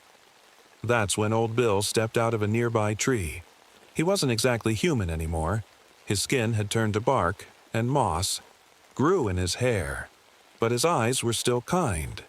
"Nobody's cutting down anything today, Tommy," he said to the crew boss. "These trees are older than our whole country.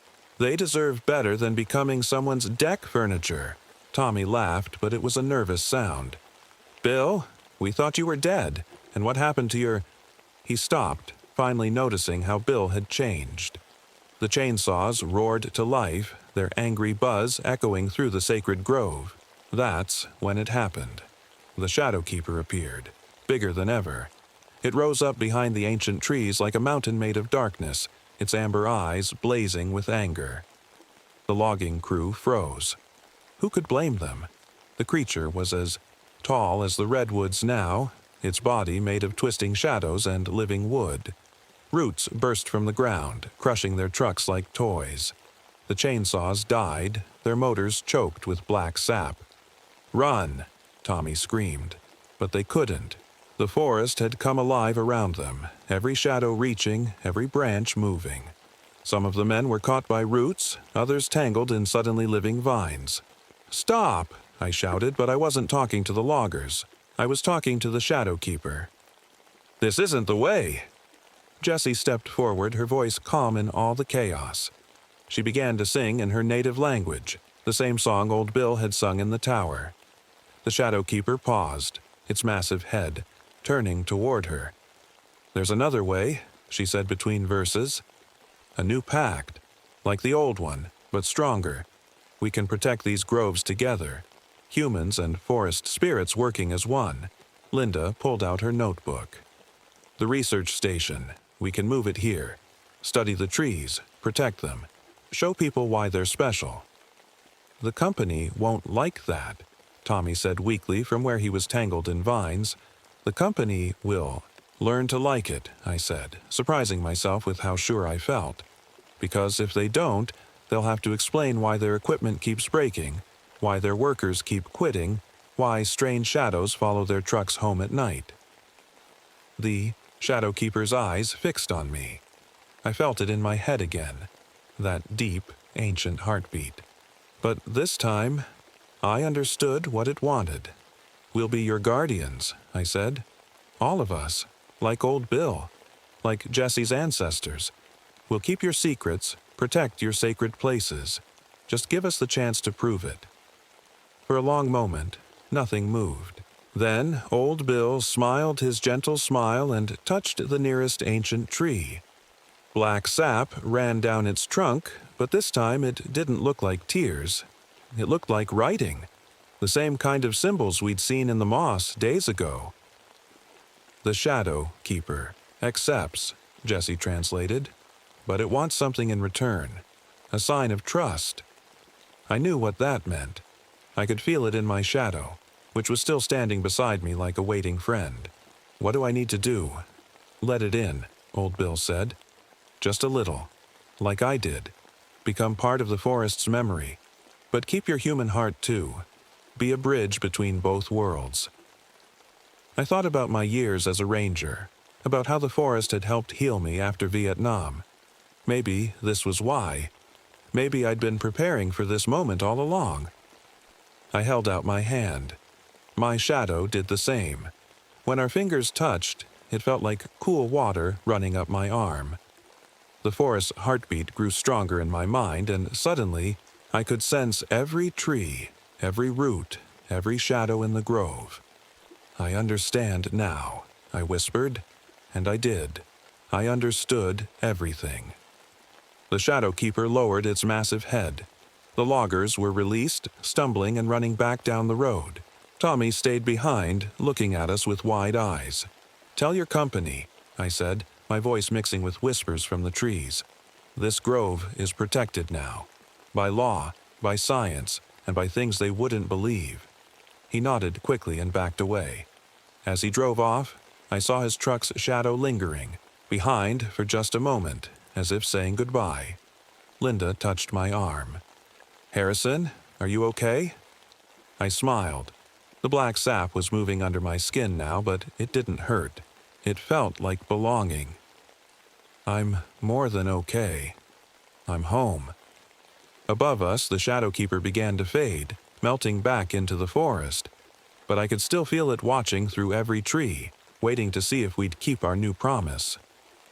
Old Bill patted my shoulder with his bark-covered hand.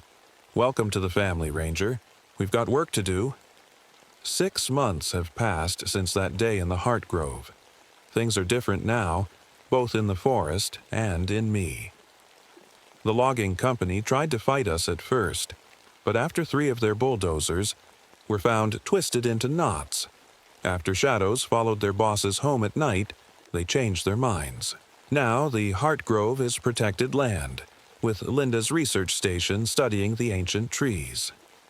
Jesse became the forest's official protector on paper, teaching the Park Service about the old ways of caring for the land. She says I'm learning. Fast, though sometimes the moss growing on my fingers makes it hard to fill out ranger reports. Old Bill still walks the forest paths.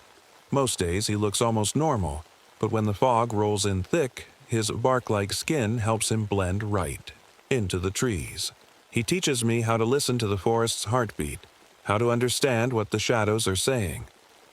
Linda's research changed too. She still writes everything down in her notebooks, but now she studies things most scientists wouldn't believe, like how the black sap moves by itself, how the fungus network under the ground carries messages, how shadows can have memories. Deputy Martin's body was never found, But sometimes at night we hear singing from deep in the forest. A voice that sounds like rustling leaves mixed with his old laugh. I think he's happy where he is, part of something bigger than himself. As for me, I'm still a ranger, still walk my trails every day. But now I see things differently. My shadow doesn't always follow where I go. Sometimes it walks beside me or runs ahead to check the paths. The old injury from Vietnam doesn't hurt anymore, though the scars have turned a deep green, like moss on a stone. At night, when the fog rolls in and the ancient trees whisper their secrets, I can feel the shadow keeper watching through my eyes, not with anger anymore, but with hope. Hope that this time, humans will keep their promise. That this time, we'll remember that the forest isn't just a resource to use. It's alive, aware, and worthy of protection. Sometimes hikers ask me about the strange shapes they see moving between the trees, or why their shadows sometimes wave at them. I just smile and tell them the forest is happy to see them, because that's what I am now. A bridge between two worlds. Part ranger, part shadow, part ancient memory. And when the fog gets thick and the shadows grow long, I walk among the giant trees and remember how it all began. With a broken research camp, a frightened scientist, and a ranger who learned that some mysteries are meant to be lived, not solved. In the Heart Grove, the oldest redwood still stands tall. Its shadow stretches far beyond what sunlight should allow, and sometimes, if you look closely, you can see amber eyes glowing in its depths. The forest remembers, and now, so do I.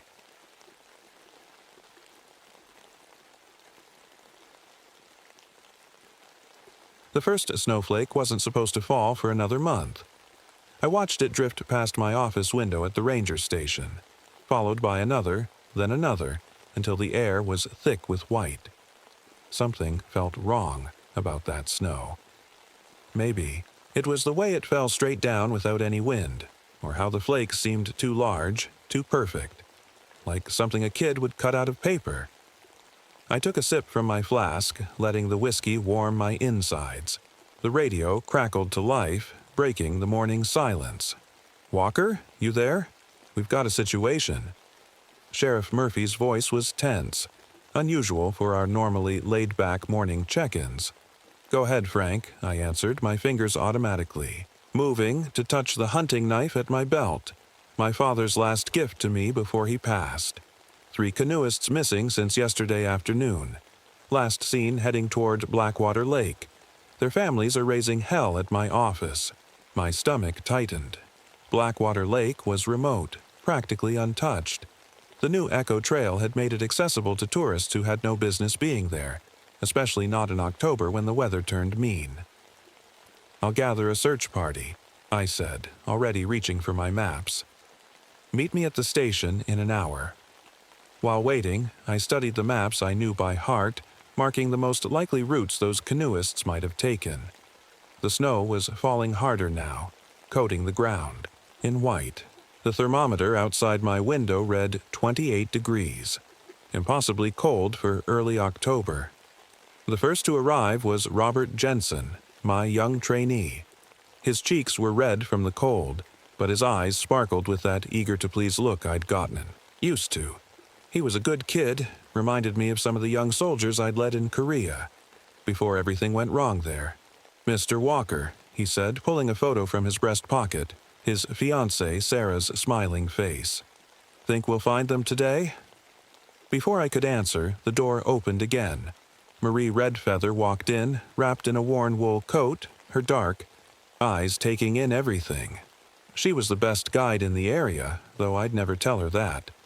Behind her came Dr. Howard Fleming, the university guy who'd been hanging around lately, asking too many questions about local legends. "I brought recording equipment," Fleming announced, patting his bag, "for documentation purposes." Marie shot him a look that could have frozen water. "This isn't one of your research projects, Doctor." Sheriff Murphy arrived last, stamping snow from his boots. He looked like he'd already started drinking, but I couldn't judge. My own flask was a familiar weight in my pocket. I spread the map across my desk. Our missing party is 3 men, all from Minneapolis. They were headed to Blackwater Lake, probably taking this route here. I traced the path with my finger. With this weather moving in, we need to move fast. Marie stepped closer to the window, her reflection overlapping with the frost patterns forming on the glass. "Something's not right about this snow," she said quietly. "My grandfather used to say when winter comes too early, it's because something's calling it." "Let's stick to facts," Fleming cut in, already holding up his recorder. "Weather patterns have been unusual across the region, likely due to—" "Save the lecture," Murphy interrupted. "Those idiots are probably holed up in a cave somewhere waiting to be rescued. Let's get moving." But as we gathered our gear, I couldn't shake the feeling that Marie was right. 20 years as a ranger had taught me to trust my gut, and right. Now it was screaming that something was very wrong in my woods. I checked my father's knife one more time, ran my thumb along its familiar worn handle. The blade had never failed me. Not in Korea, not here.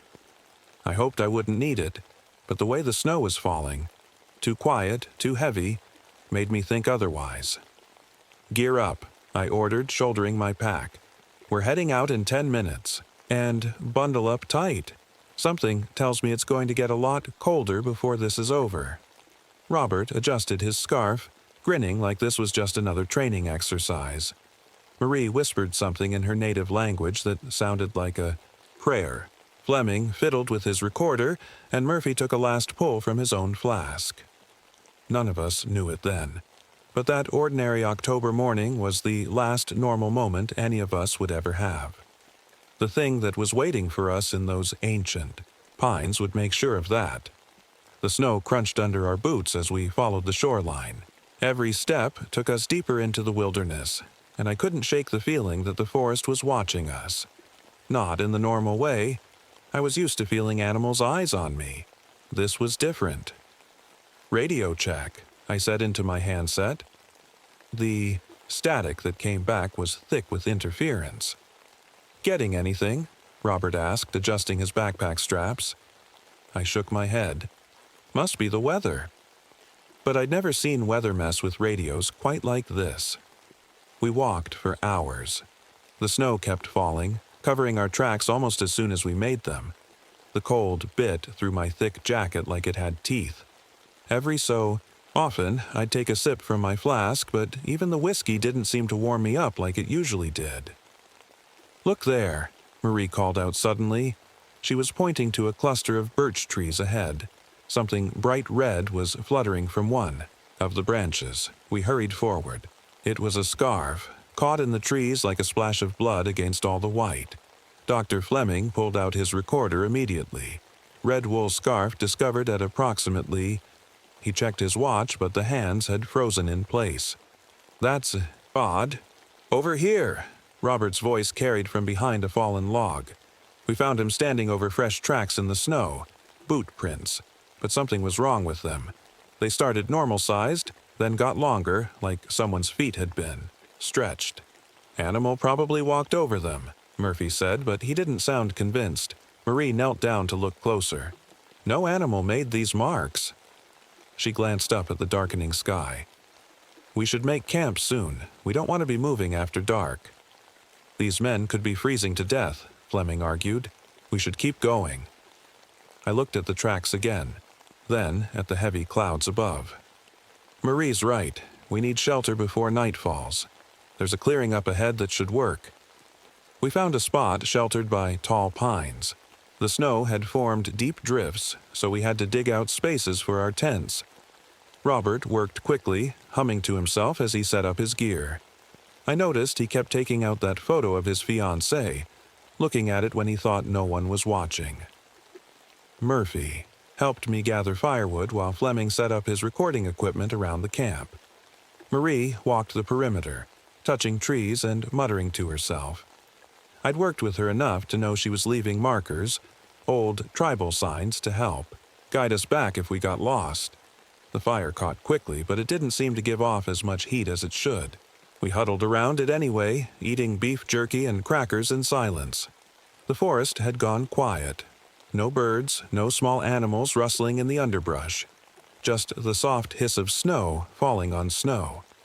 "Tell me about the missing men," Marie said, breaking the silence. "What brought them out here so late in the season?" Murphy pulled out his notebook. "3 guys from the city. Said they wanted to see the real wilderness before winter set in. Left their cars at the South Ranger Station 4 days ago." 4 days? I frowned. "Why weren't we notified sooner?" "They were supposed to be out for a week," Murphy explained. "But one of them was meant to call his wife every night on their satellite phone. When he missed 2 calls in a row, she called it in. A branch cracked in the darkness beyond our fire. We all turned to look, but the shadows between the trees were too thick to see anything. Probably just a deer," Robert said, but he scooted closer to the fire. That's when we heard it. A voice calling from the darkness. A woman's voice. "Robert! Robert! Help me!" Robert jumped to his feet, his face going pale. "Sarah? That's Sarah's voice." I grabbed his arm before he could run into the dark. "That's not your fiancée, son. She's hundreds of miles away, remember?" But the voice called again, sounding closer this time. Robert struggled against my grip. "She sounds scared. I have to help her." "Nobody move," Marie commanded. She threw something into the fire, dried herbs from a pouch at her belt. The flames turned briefly green, and the voice cut off like someone had flipped a switch. We all stared at her, but she just poked the fire with a stick. "Get in your tents, now. Don't come out until morning, no matter what you hear. And whatever you do, don't answer if something calls your name." Nobody argued. Maybe it was the way she said it, or maybe it was the unnatural silence that followed that voice. We zipped ourselves into our tents, but I don't think any of us slept. I know I didn't. I lay awake, listening to the snowfall and watching shadows move across my tent wall. They didn't look like tree branches swaying. They looked like long, twisted fingers reaching for us. Just before dawn, I heard Murphy crying in his tent. Not the quiet kind of crying, but deep, broken sobs like his heart was being torn out. When I asked him about it in the morning, he said he hadn't cried, said he'd slept like a baby. But his eyes were red, and when he thought no one was looking, his hands shook as he packed up his tent.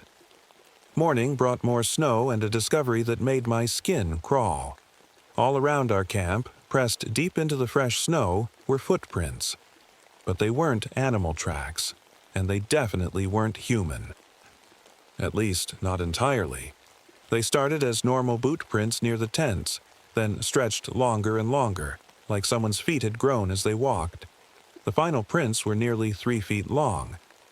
"Those weren't here last night," Robert said, his voice shaking. He hadn't mentioned hearing his fiancée's voice again, but I noticed he'd stopped taking out her photo. Marie knelt beside one of the prints. Her face was grim as she pulled something from the snow. A single, long finger bone, yellowed with age. "We need to talk," she said quietly. "All of you. About what we're really dealing with." We gathered around the remains of our fire while Marie spoke. She told us about the Wendigo, a spirit that takes over people who've been alone in the wilderness too long, how it makes them hungry for human flesh, how it twists their bodies and fills them with winter's cold. "That's nonsense," Fleming said, but he was recording every word. "There's got to be a rational explanation." "Like what?" Murphy snapped. "What rational explanation is there for those tracks, or that voice last night?" The argument was cut short by a sound echoing across the lake, wood splintering and something heavy hitting ice. We grabbed our gear and ran toward the noise. We found a canoe smashed halfway through the lake's frozen surface.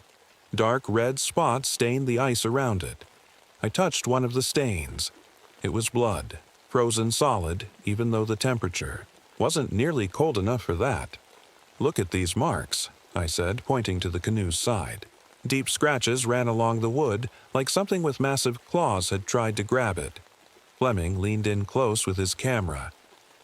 "Could be bear marks." "Bears don't grab canoes," Marie said, "and they're hibernating by now." A wind picked up. and with it came a storm like I'd never seen. The snow fell so thick and fast we could barely see 10 feet ahead. The temperature dropped so quickly our water bottles froze solid. "There's an old trapper's cabin near here," I shouted over the wind. "We need to get there before we freeze." We fought through the storm for almost an hour before finding the cabin. It was barely standing, but its walls still blocked the wind.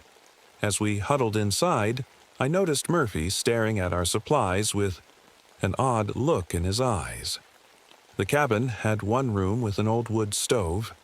While Robert got a fire going, I found a journal wedged between the logs of one wall. It was dated 1879, written by someone named William Hayes. "Listen to this," I said, reading, by flashlight. "Day 47. The snow won't stop. Jenkins ate the last of our food yesterday. He looks at us strange now, like we're meat. His teeth seem longer. The cold doesn't bother him anymore." "Stop," Murphy said suddenly. His face had gone pale. "I don't want to hear any more." But I kept reading. Day 52. Jenkins is gone. We heard screaming in the night. When we found him, he wasn't Jenkins anymore. His legs were wrong, twisted. He was eating. I stopped reading. The rest was too horrible. "We need to leave," Marie said. "Now." "Are you crazy?" Fleming gestured at the storm outside. "We'll die out there." "We'll die in here," she answered, pointing to the ceiling. We looked up. Ice crystals were forming inside the cabin, spreading across the wooden beams in impossible patterns. They moved like living things, reaching toward us even though there was no water source they could have grown from. "The meat," Robert said suddenly.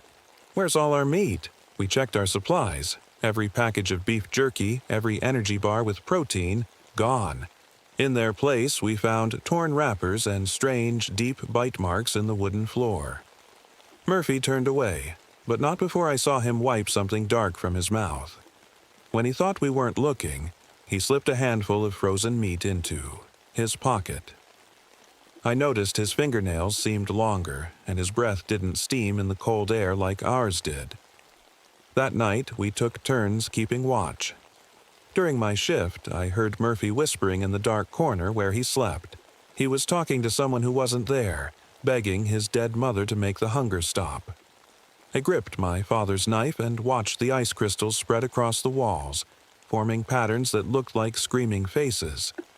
Outside, something moved through the storm on legs too long to be human, calling out to us with voices we knew couldn't be real. None of us said it, but we all knew. We weren't searching for missing people anymore. We were being hunted by something that used to be human, and Murphy was starting to change too. I woke to the sound of chewing. In the gray morning light filtering through the cabin's dirty windows, I saw Murphy crouched in the corner. He was hunched over something, eating with quick, desperate bites. His shoulders looked wrong, too sharp like his bones were trying to push through his skin. "Frank?" I called softly, my hand moving to my knife. He turned, and my blood went cold. His face was smeared with raw meat, and his eyes had a silvery sheen like ice. His teeth seemed longer, sharper. "I'm so hungry, Tom," he whispered. "Nothing helps. I eat and eat, but I can't get warm." The others woke up then. Robert let out a small gasp. Marie moved slowly, like she was trying not to startle a dangerous animal. "Where did you get that meat, Frank?" I asked, though I was afraid I knew the answer. He looked down at the bloody mess in his hands. "Found it. In the snow. Had to eat. It? Had to?" "That's not possible," Fleming said, his voice shaking. "Raw meat would be frozen solid in this cold." Murphy's hands were covered in blood that should have been frozen, but wasn't. His fingernails had grown into long, curved points. Overnight. "We need to tie him up," Marie said quietly. Murphy stood up too fast, his movements jerky like a puppet with tangled strings. "No, you don't understand. I can hear them now. The missing ones. They're close. So close." He ran for the door before we could stop him. When we followed his tracks in the snow, They started normal but gradually got longer, deeper, like his legs were stretching with each step. "We have to find him," Robert said. "No." Marie grabbed his arm. "We have to find the missing men first, before he does." We searched through the morning, following Murphy's twisted tracks until they disappeared in fresh snow. The cold was worse than ever. It felt like the winter itself was hunting us, trying to freeze us from the inside out. Then we found the first body. He was standing upright in a small clearing, frozen solid. His face was twisted in terror, frost coating his open eyes. But the worst part was how he was positioned, perfectly balanced on his feet, like he'd been running when the cold caught him. No one freezes like that naturally. "David Chen," Fleming read from the ID in the man's wallet. "One of our missing canoeists." "Don't touch him," Marie warned, but Fleming was already reaching for the body. As soon as his fingers touched the frozen man's coat, there was a sharp, cracking sound. The body began to tip forward. I lunged to catch it, but I was too slow. It shattered on the ground like glass. Inside, where organs should have been, there was only solid ice. Robert threw up in the snow. Fleming dropped his recorder, his hands shaking. The temperature around us dropped so fast it hurt to breathe. "Look," Marie pointed to the trees.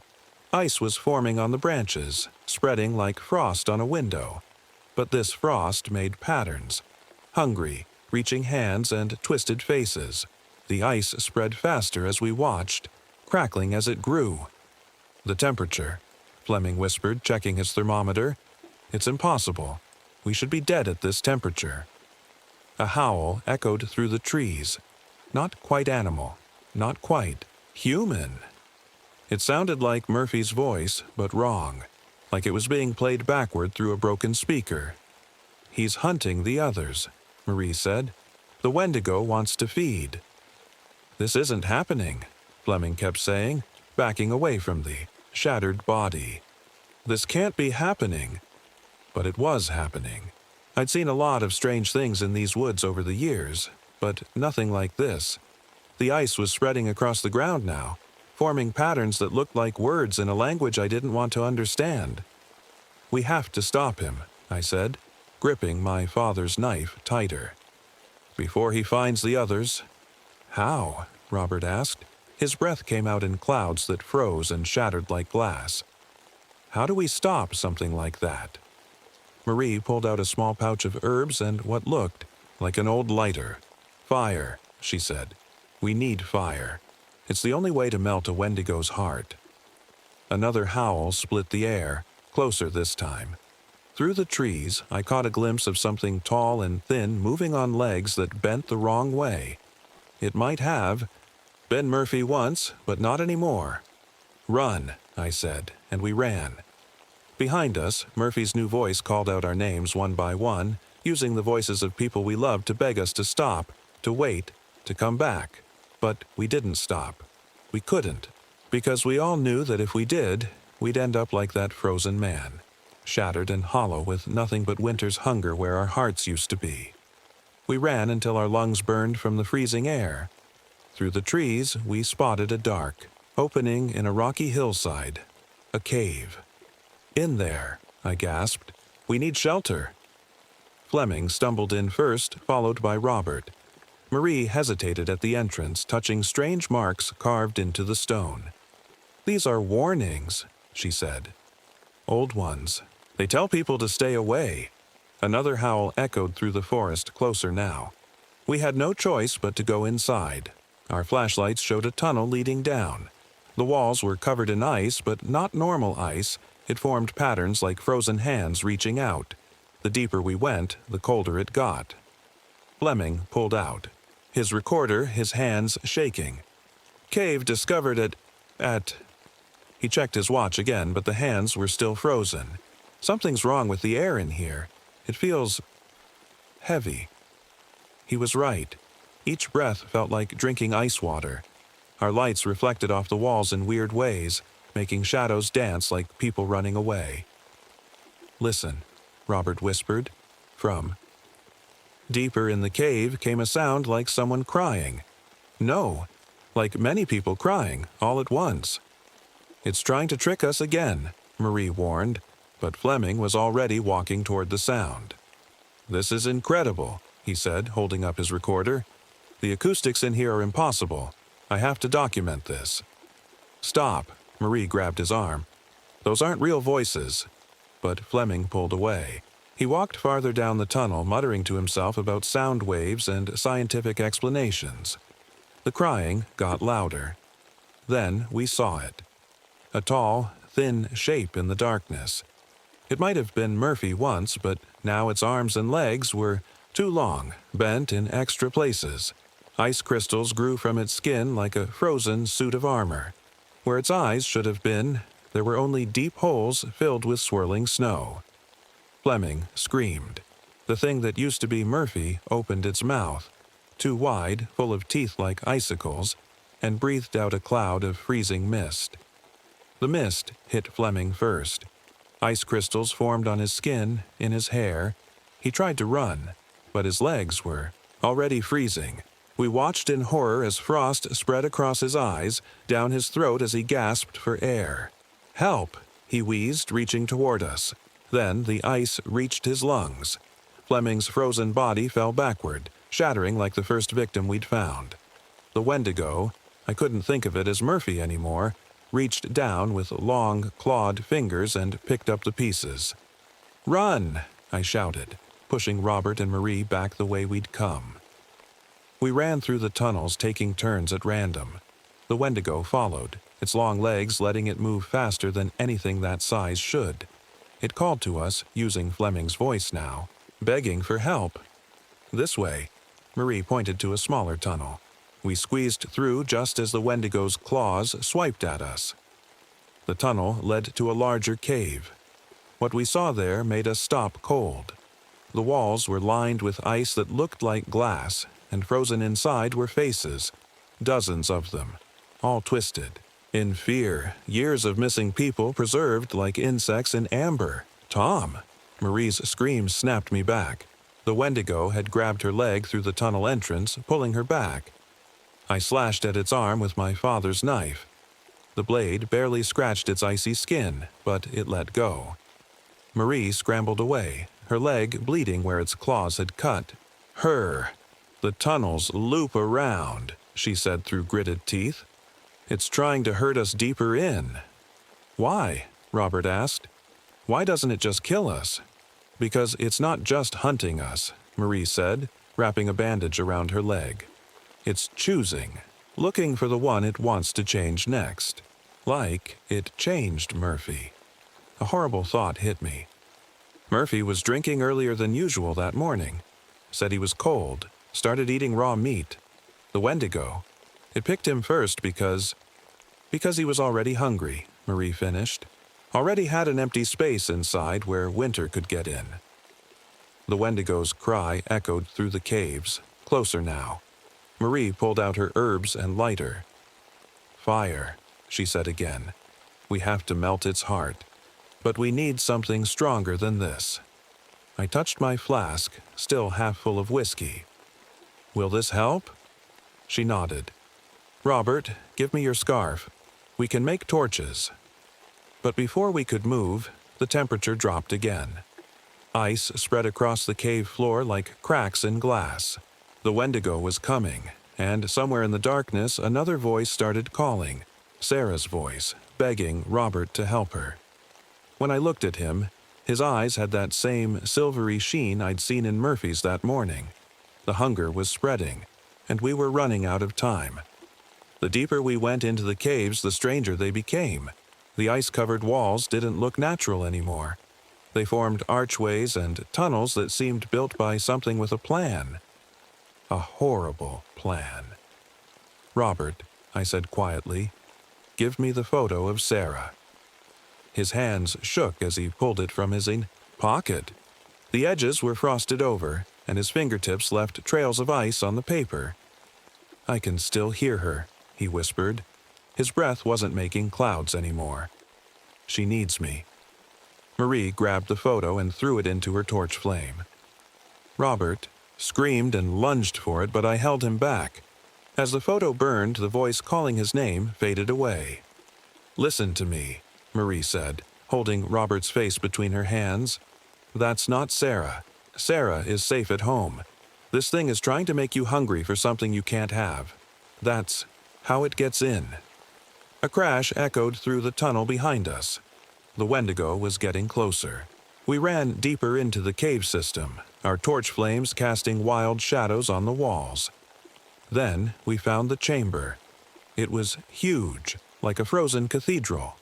Massive icicles hung from the ceiling like teeth. In the center stood what looked like a throne, made of ice, and on it sat the thing that used to be Murphy. It had grown even taller, its head almost touching the cavern roof. Antlers of ice sprouted from its skull, and its skin had turned blue-white like deep winter sky. But the worst part was what lay at its feet. The second missing canoeist, still alive, but barely. The Wendigo had frozen him from the feet up, saving him to eat later. "Please," the man whimpered. "Help me." The Wendigo's head snapped toward us. It stood up, unfolding like a tree growing in fast motion. When it moved, ice spread out from its feet in crackling waves. "Murphy," I shouted, trying to find any trace of the man I knew. "Frank, you have to fight this." It answered with Fleming's voice. "Such fascinating data. We must document everything." Then it switched to Murphy's voice, but wrong, like it was coming through broken ice. "So hungry, Tom. Won't you join us?" Marie pulled out the last of her herbs. "The torches. We have to." But the Wendigo moved faster than we could believe. Its arm stretched across the chamber like rubber, grabbing Marie and throwing her against the wall. I heard bones crack as she hit the ice. "No!" I ran to her, but Robert was faster. The cold didn't seem to bother him anymore as he helped her up. Marie pressed her lighter into my hand, leaving bloody fingerprints on it. "The heart," she gasped. "Has to be." The heart. The Wendigo loomed over us. Up close, I could see through its ice crystal skin to the hollow space where its heart should have been. There was something in there, something small and blue, pulsing like a frozen star. I grabbed my flask and father's knife. The Wendigo's claws raked my shoulder as I dodged under its reach. The pain was instant, horrible, like being stabbed with icicles. "Robert!" I yelled. "Help me!" But Robert stood still, frost creeping up his arms. The hunger was taking him. Behind him, Marie wasn't moving. The Wendigo knocked me down. As I hit the ground, my flask spilled open, splashing whiskey across the ice. An idea hit me. I ripped a strip from my shirt and wrapped it around my father's knife, soaked it in whiskey. The Wendigo reached for me with its long, twisted fingers. "You want to feed?" I shouted. "Come and get me." It lunged. I rolled aside, striking the lighter. The knife burst into flame just as the Wendigo's claws sank into my leg. The pain was unbelievable, but I had my chance. I stabbed up with all my strength, driving the burning knife into the hollow space in its chest. The blade hit that blue, pulsing thing, the Wendigo's frozen heart. The scream that came out of it wasn't human or animal. It was the sound of ice cracking, of winter itself breaking apart. The Wendigo thrashed, trying to pull away, but I held on. Ice spread up my arms, numbing them, but I pushed harder. The heart began to melt. The Wendigo's body started cracking, blue light pouring from the splits in its skin.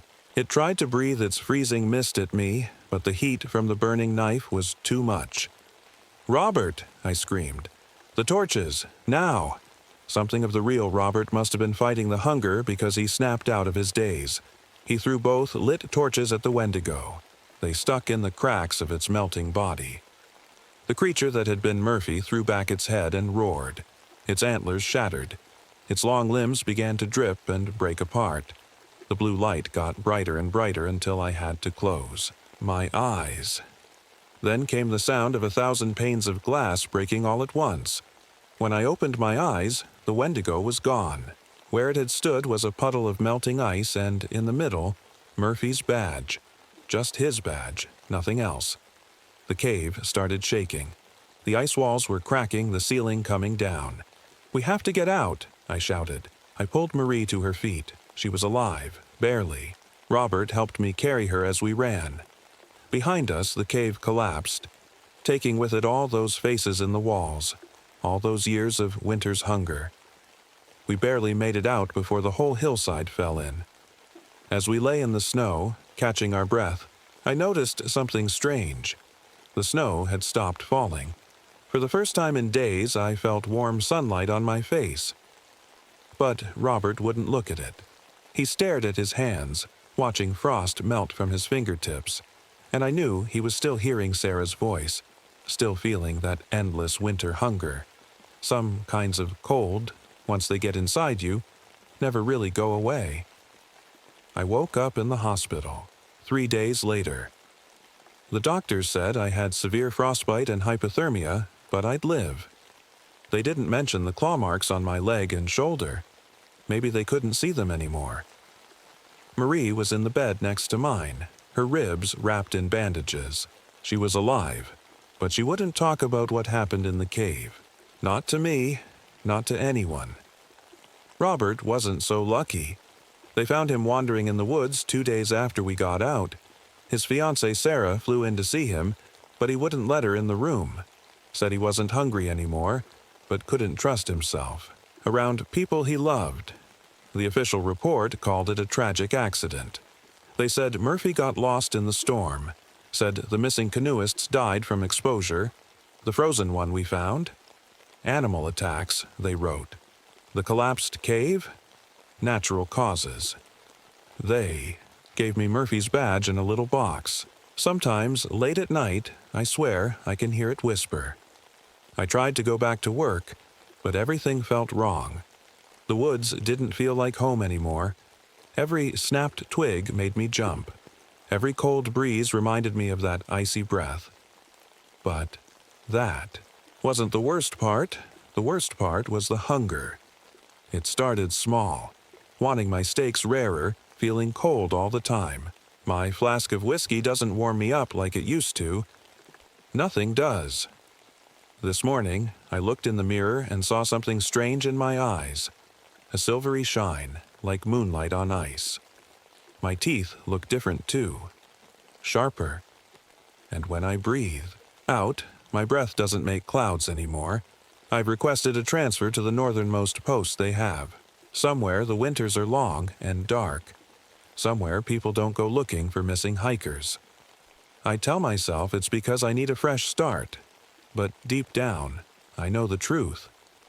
Winter got inside me in that cave, and now it's hungry. I've left this account in my cabin along with my father's knife. If you're reading it, you're probably looking for answers about missing people. Maybe you've heard strange voices in the snow. Maybe you've seen tracks that don't make sense. My advice? Run. Run as far south as you can. Because winter is coming early this year, and this time, I'm not fighting it anymore. Found among the personal effects of Thomas Walker, who disappeared during an early blizzard in October 2025. The knife, mentioned, was not recovered with the document. Search parties reported hearing familiar voices calling from the storm, but no body was ever found.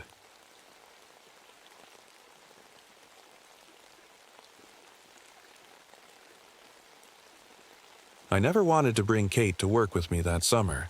Not because I didn't want to spend time with my 16-year-old daughter, but because something in my gut told me the mountains were different this year. The rain hadn't stopped for weeks, and the animals were acting strange. After 20 years as head ranger at Great Smoky Mountains National Park, you develop a sense for these things. But I had no choice, not after the phone call from her school principal about the fighting. "Dad, this is stupid," Kate said for the 100th time as we pulled up to the ranger station. The rain hammered our truck like bullets and lightning split the sky. I'm not a kid anymore. I can take care of myself at home. I turned off the engine and looked at her. In the glow of the dashboard lights, she looked so much like her mother it hurt. Same stubborn chin, same fierce eyes. We both know that's not true, especially after what happened at school. He deserved it. she mumbled, staring out the window at the dark trees. Before I could respond, headlights cut through the rain. A newer model truck pulled up, and out jumped Marcus Turner, our newest ranger. Even through the downpour, I could see the excited grin on his face. He was carrying his fancy recording equipment, probably hoping to catch some wolf howls for his research. "Chief Powell," he called out, splashing through puddles. "You're not going to believe what I found up on the East Trail." I sighed, grabbing my rain gear. "Kate, head inside and help Janet with the visitor logs." She rolled her eyes but went. At least she listened sometimes. Marcus led me to his truck and pulled out a map. "Look at these tracks I found." He pointed to some photos. "They're like nothing I've seen before. Too big for a bear, and the stride pattern. It's almost like whatever made them was walking on two legs." I was about to tell him he was probably looking at rain-warped bear prints when my radio crackled. "Chief?" It was Janet from dispatch. "We've got 3 separate reports of aggressive coyote behavior near Campground B, and—" She hesitated. "The hikers are saying something weird. They all mentioned the coyotes were moving in formation, like they were being directed." A chill ran down my spine that had nothing to do with the rain. I'd seen plenty of strange things in these mountains, but coordinated coyote attacks? That was new. "There's more," Marcus said quietly. He pulled out his audio recorder and played a sound that made my skin crawl. It started like a normal wolf howl, but transformed into something else, something that sounded almost like words. The rest of that day was a blur of incident reports and worried campers. Kate, surprisingly helpful at the front desk, noticed something in the visitor logs that I'd missed. Over the past month, dozens of hikers had reported feeling watched on the trails. Not just normal woods awareness, but an intense sensation of being stalked. I was reviewing these reports when Elizabeth Winters showed up. She introduced herself as a wildlife biologist studying coyote populations, but something about her seemed off. She knew too much about the incidents, asked too many specific questions about tracks and behavior patterns. That evening, as the darkness fell early under the storm clouds, we got the call that would change everything.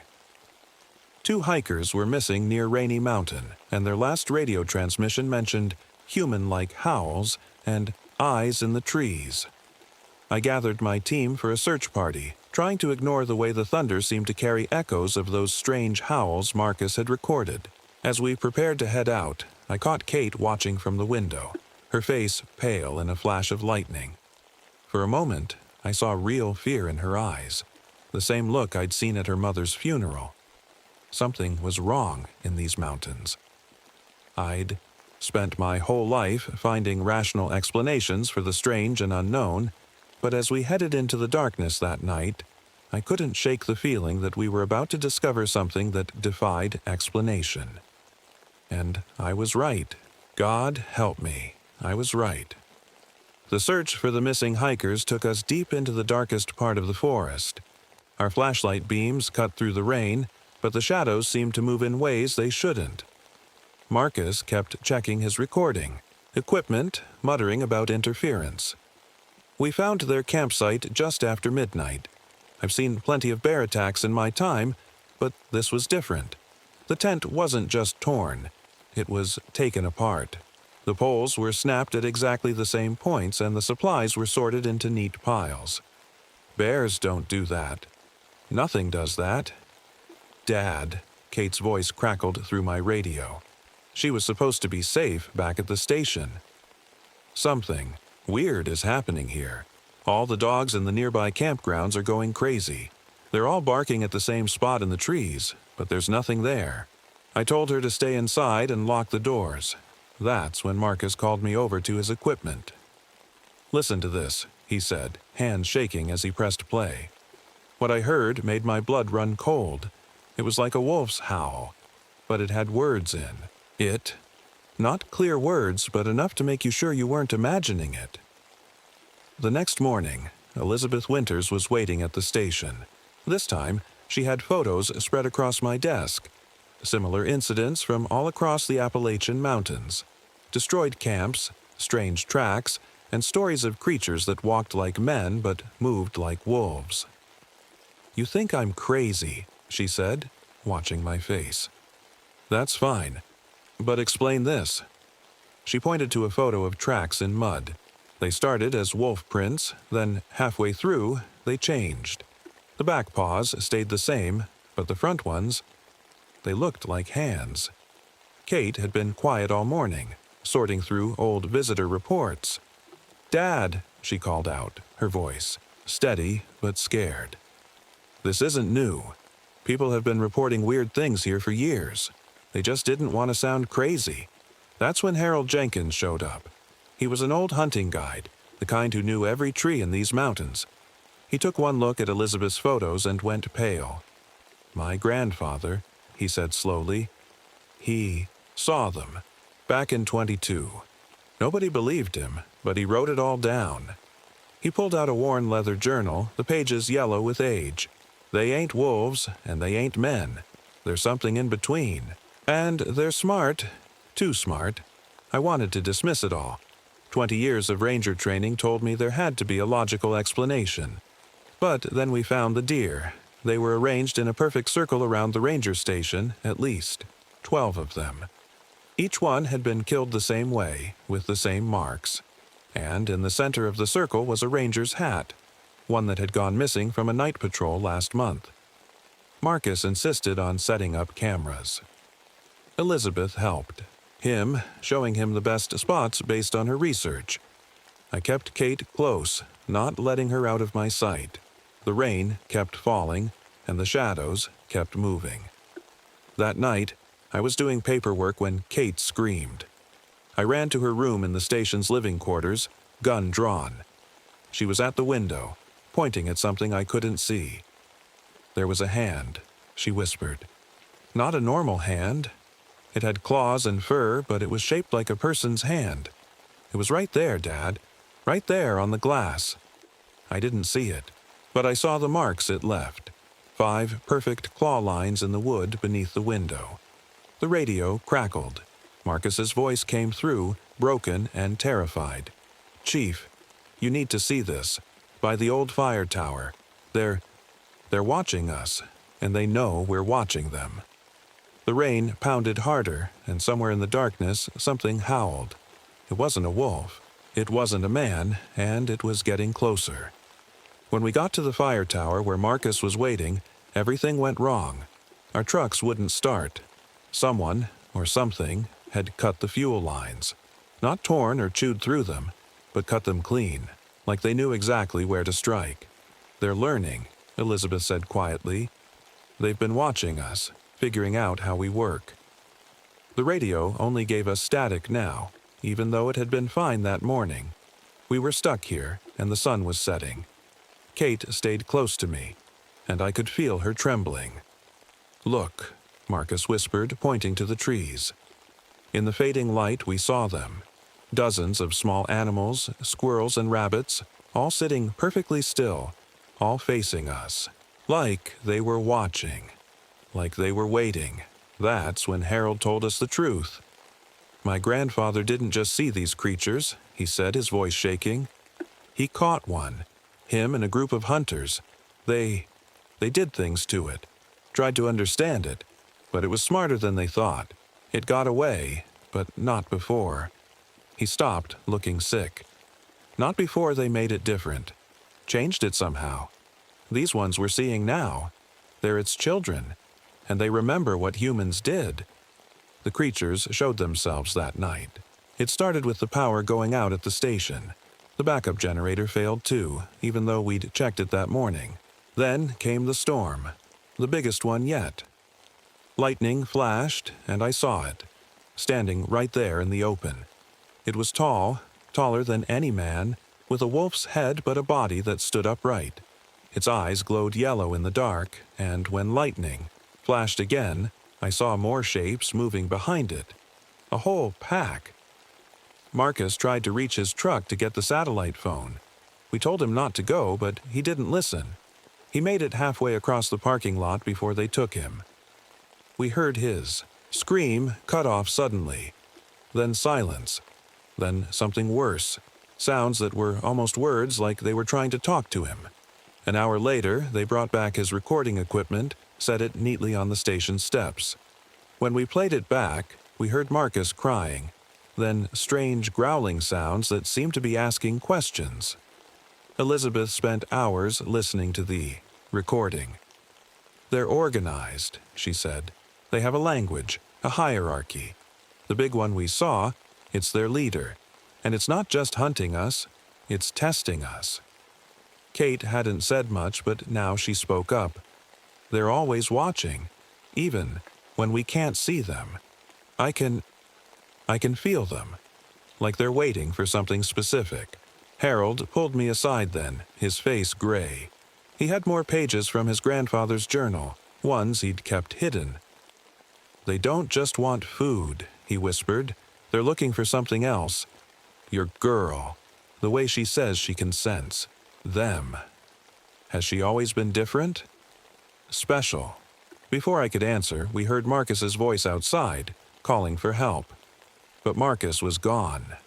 We all knew that. This voice, it wasn't him anymore. It was something using his voice, trying to trick us. The rain kept falling, and in the darkness outside, yellow eyes watched and waited. They had us trapped, and they were just getting started. "Dad," Kate said, her voice strange and distant. "I need to tell you something. About Mom. About what she could do." But before she could finish, the windows exploded inward, and the night erupted into chaos. Glass flew everywhere as the windows shattered. We dropped to the floor, covering our heads. The wind and rain poured in, along with something else. A smell like wet dogs, but stronger, wilder. "The stream!" Harold shouted, over the storm. "We need to get to the stream. They won't cross moving water when it's raining." We ran. What else could we do?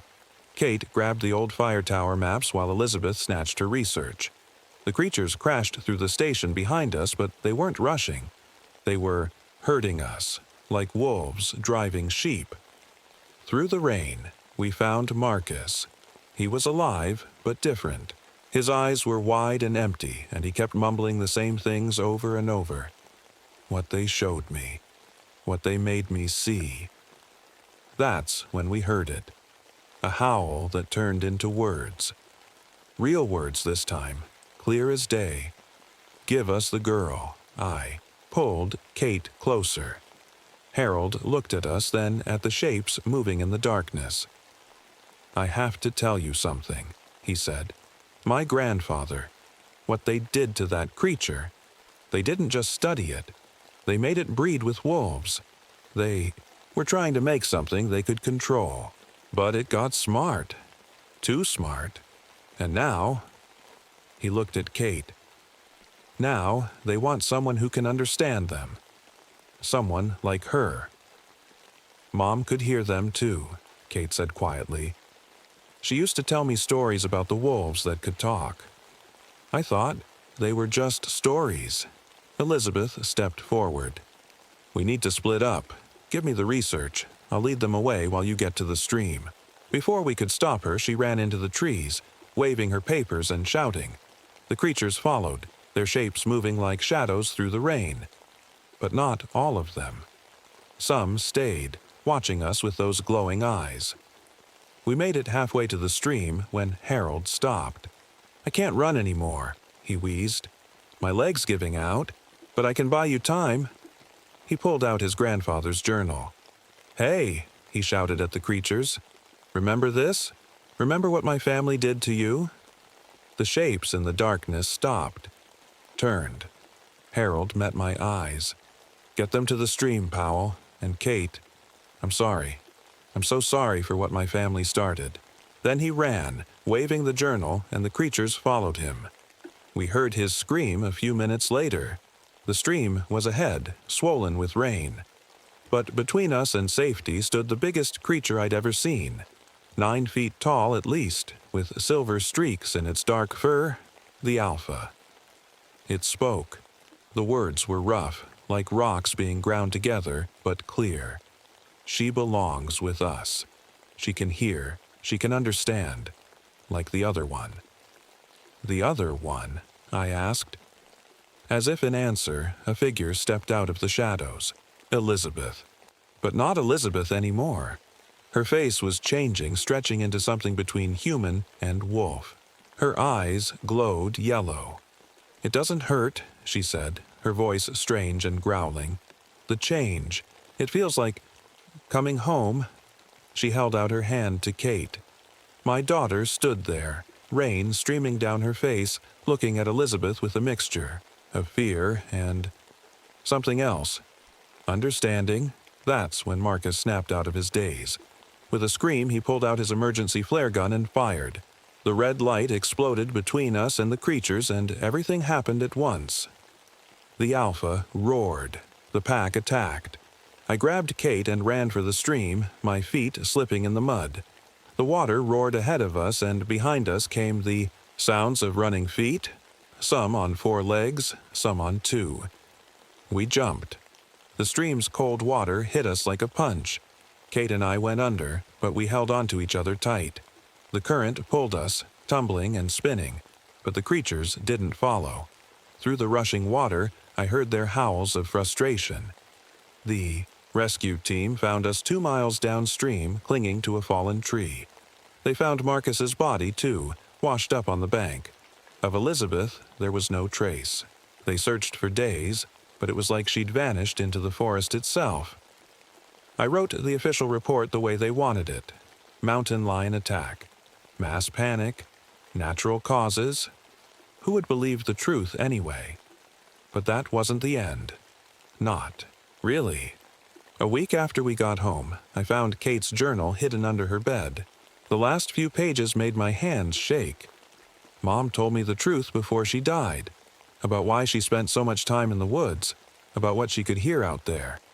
She said it would happen to me too, when I was ready. That's why I got into those. Fights at school, I could hear things, animal things, wolf things, and now I can't stop hearing them. I started noticing other changes. Kate sleepwalking, leaving muddy footprints by her window, her eyes catching the light in strange ways, like a cat's. She'd sit by her window at night, staring into the darkness, sometimes making soft sounds that weren't quite human. One night I couldn't sleep. The rain was back, drumming on the roof like fingers. I heard Kate's door open, her quiet footsteps on the stairs. This time I followed her. She walked into the woods behind our house like she knew exactly where she was going. The rain didn't seem to bother her. She moved differently now. Graceful, sure-footed in the dark. At the edge of the trees, someone was waiting. In the dim light, I recognized Elizabeth's shape, but changed. Her body was longer, her face different. She wasn't fully human anymore, but she wasn't fully creature either. She was something in between. Kate turned to look at me then. Her eyes glowed soft yellow in the darkness. Not hostile, not frightened, just different. "Dad," she said softly. "I have to know. About what I am. About what Mom was." "Kate," I started to say, but Elizabeth spoke, her voice a growl and a whisper. "She'll be safe with us. Like I am. Like her mother should have been." I stood there in the rain, watching my daughter. Seeing her mother in her face. Understanding now why my wife had spent so many nights walking in these woods. Why she'd always said the mountains were in her blood. "Will you come back?" I asked Kate. She smiled, and for a moment she was just my little girl again. "Of course, I'm not leaving. I'm just learning who I am." She turned and walked into the trees with Elizabeth. But she did come back, like she promised. She always comes back. That was 2 months ago. Kate still lives with me, still goes to school, but some nights, when the rain falls hard and the moon is bright, I hear howls in the darkness. Not scary ones anymore. They sound like family voices, calling to each other across the mountains. And sometimes, just sometimes, I think I'm starting to understand what they're saying.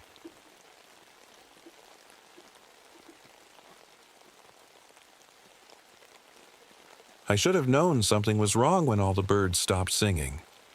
It was my 30th summer at Mesa Verde National Park, and I'd never seen the land so thirsty.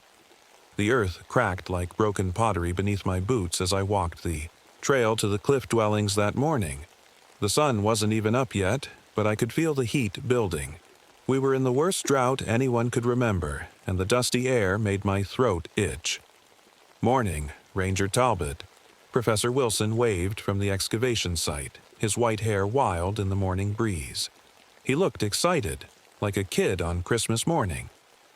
"You're just in time. We found something." I took my heart medication before heading over. Doctor's orders, though I hated being reminded that I wasn't as young as I used to be. My name's Richard Talbot, and at 55, I'd spent more than half my life protecting these ancient ruins. The old pueblos felt more like home than my own house sometimes. The excavation team had gathered around a small opening in one of the cliff-dwelling walls. They'd been working for weeks to carefully uncover new chambers, but something felt different today. The air was too still, like the whole canyon was holding its breath. "Look at this, Richard." Professor Wilson pointed his flashlight into the chamber. "We've never seen anything like it." I peered inside, and that's when I saw it. A clay vessel, small enough to hold in 2 hands, covered in symbols I'd never seen before in all my years studying these ruins. The pot sat alone on a stone shelf, perfectly preserved. "We should document everything before we move it," I said, but Wilson was already reaching for it. That's when I heard her voice. "Wait, Diana." Yazzie, our newest ranger, stood in the doorway. She was breathing hard like she'd run all the way from the visitor center. Something in her eyes made me uneasy. Diana was usually so calm, but now she looked scared. "Those markings," she said quietly. "My grandmother told me about them. They're warnings." Wilson laughed, already lifting the vessel. "My dear, these are just decorative patterns. We've cataloged hundreds of similar—" The pot's lid shifted in his hands, and a puff of reddish dust escaped into the air. I remember thinking how strange it was that the dust moved against the wind, swirling like it had a mind of its own. It formed shapes for just a second. I could have sworn I saw a face in it before dispersing into the morning light. That's when we heard it. A sound like distant flutes coming from deep within the empty chambers behind us. Everyone froze. Wilson's camera guy, who'd been filming the whole thing, slowly lowered his equipment. "Did anyone else hear that?" he whispered. I nodded, then noticed something that made my blood run cold. The dust from the pot hadn't settled on the ground like it should have. Instead, it had formed a perfect circle around us, like something had drawn it there with careful fingers. Diana stepped back, crossing herself. "The old stories," she muttered. "They're all true. I've seen a lot of strange things in my years protecting these ruins, but as I watched that dust circle slowly begin to move, stretching into the shape of what looked like human footprints, I knew we'd just opened something that should have stayed sealed. The birds had been trying to warn us. Now I understood why. They'd gone quiet. Something ancient was awake, and it was watching us. That night, I couldn't sleep. The wind kept making strange sounds outside my window, like someone whispering in a language I couldn't understand. I got up to check the security cameras, something I'd done thousands of times before, but tonight felt different. The screens showed the usual views: empty hallways, the museum storage room, the visitor center. But then I saw something that made me sit up straight. A shadow moved across the museum wall, a tall, human shape. But when I switched to another camera to get a better look, there was nobody there. My phone rang, making me jump. It was Lisa, one of the night guards. "Ranger Talbot," she said, her voice shaking. "You need to come to the storage room. Now." I grabbed my keys and flashlight, trying to ignore the way my heart was beating too fast. When I got to the storage room, Lisa was standing in the doorway, as pale as a ghost. "I was doing my rounds," she whispered, "and I saw—" Well, look for yourself.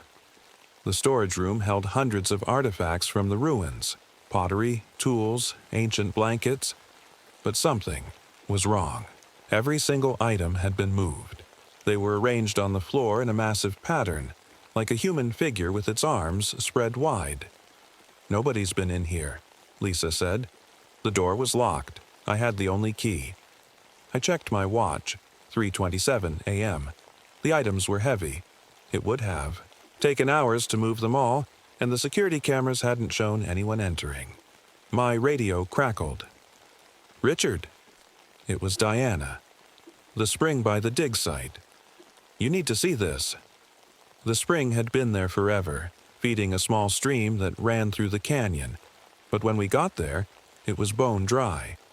Not just low, like you'd expect in a drought, completely empty, as if something had sucked out every last drop.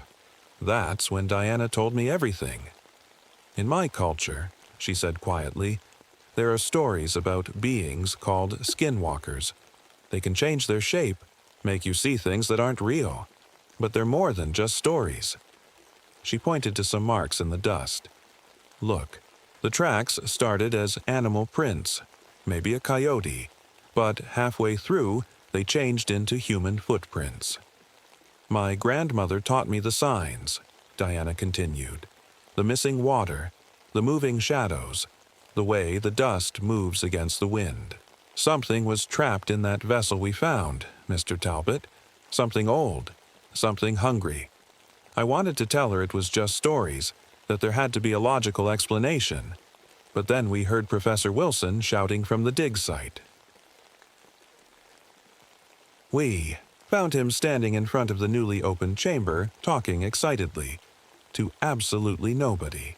His flashlight beam bounced off the empty walls as he gestured at thin air. "Professor?" I called out. "Who are you talking to?" He turned, surprised. "Why, I was just discussing the findings with Dr. Thompson. He was right here." Diana grabbed my arm. "Dr. Thompson," she whispered. "Wasn't he—" "Yes," I said quietly. "He died 3 years ago." The wind picked up, sending dust devils dancing across the ground. But these weren't normal dust devils. They moved in straight lines, following us like loyal pets. And in the distance, we could hear that flute music again. Closer now. We needed help. Real help.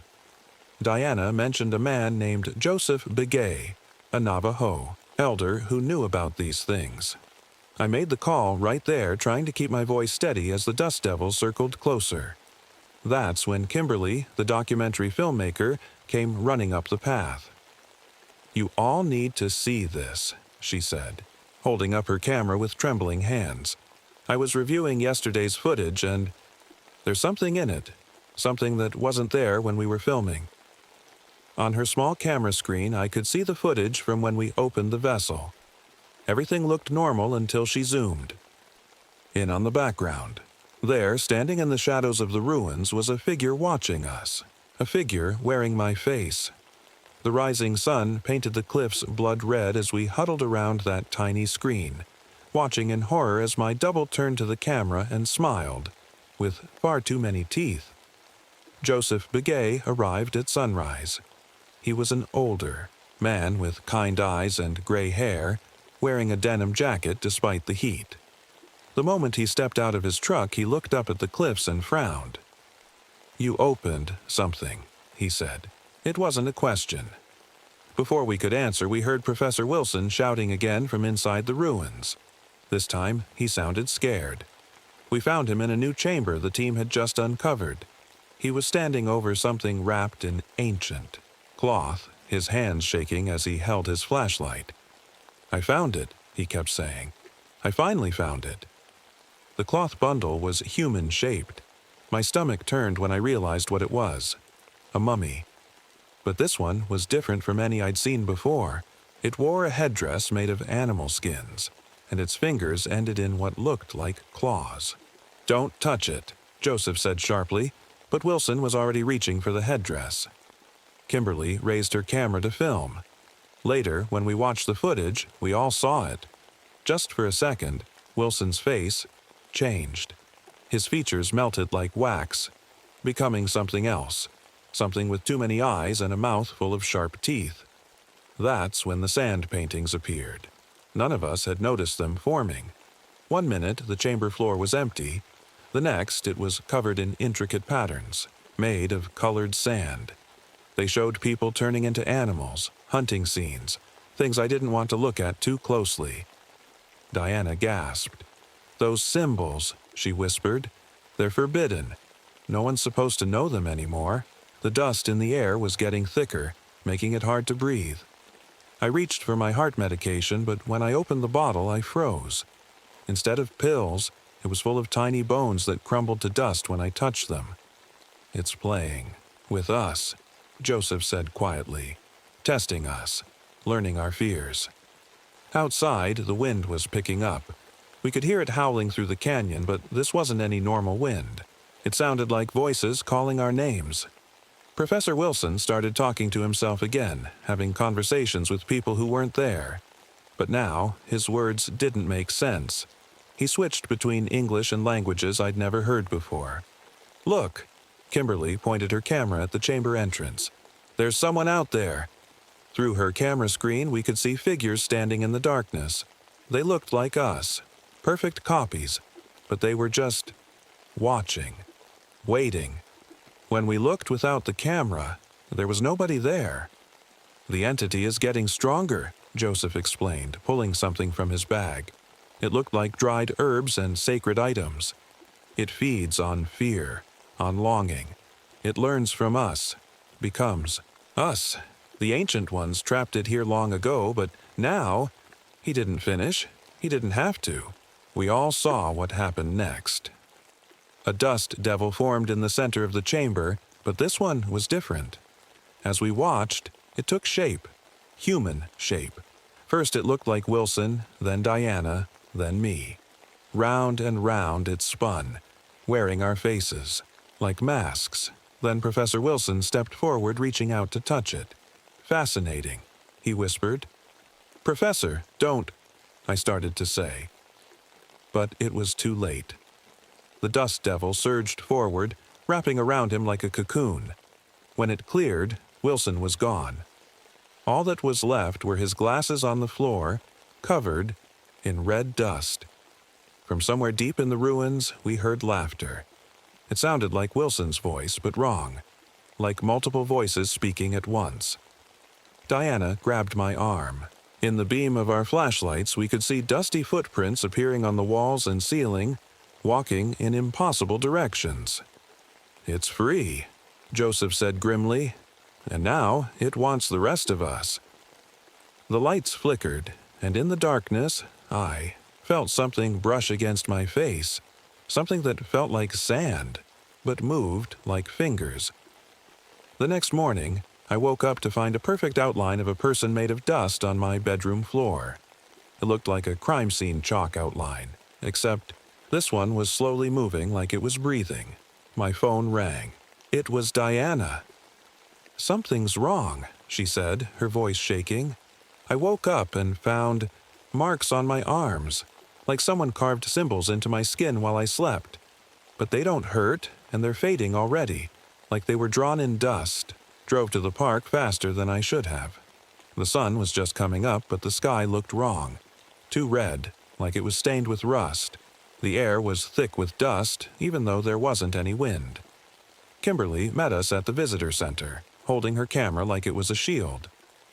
"You have to see what I recorded last night," she said. The footage showed all of us. Me, Diana, Joseph, even Professor Wilson before he disappeared, walking through the ruins at midnight. We were doing things we'd never done, saying things we'd never said, but none of us had been there last night. We all had proof we'd been home. "It's learning," Joseph said when we showed him. "Taking our shapes, our memories, making copies of us." That's when we heard screaming from the parking lot. A tourist family was pointing at the cliffs. Their teenage son was taking pictures with his phone. When we looked at his screen, we could see what was scaring them. Dozens of people standing along the cliff edges, watching. Each one looked exactly like someone from our team. But when we looked at the cliffs with our own eyes, nobody was there. "Where's Kimberly?" Diana suddenly asked. We found her camera first, lying in the dust near the entrance to the ruins. The last thing it recorded was Kimberly walking toward something we couldn't see. She was smiling like she'd just won an award. Something she'd always dreamed about. Then the image turned to static, and when it cleared, we all watched in horror as Kimberly turned to the camera one last time. Her face began to crack like dry mud, her body crumbling into red dust that blew away in a wind we couldn't feel. Joseph started laying down lines of water in front of the ruin entrances. "It can't cross running water," he explained. "That's how they trapped it before. But with the drought," he didn't have to finish. "The springs were all dry now. We had no natural water to protect us. My heart was beating too fast. I needed my medication, but I was afraid to take it. What if the entity had changed these pills into dust, too?" Diana spent the afternoon in the park's library searching through old records. She found something in a restricted file. The story of how her own great-grandfather had helped trap the skinwalker the first time.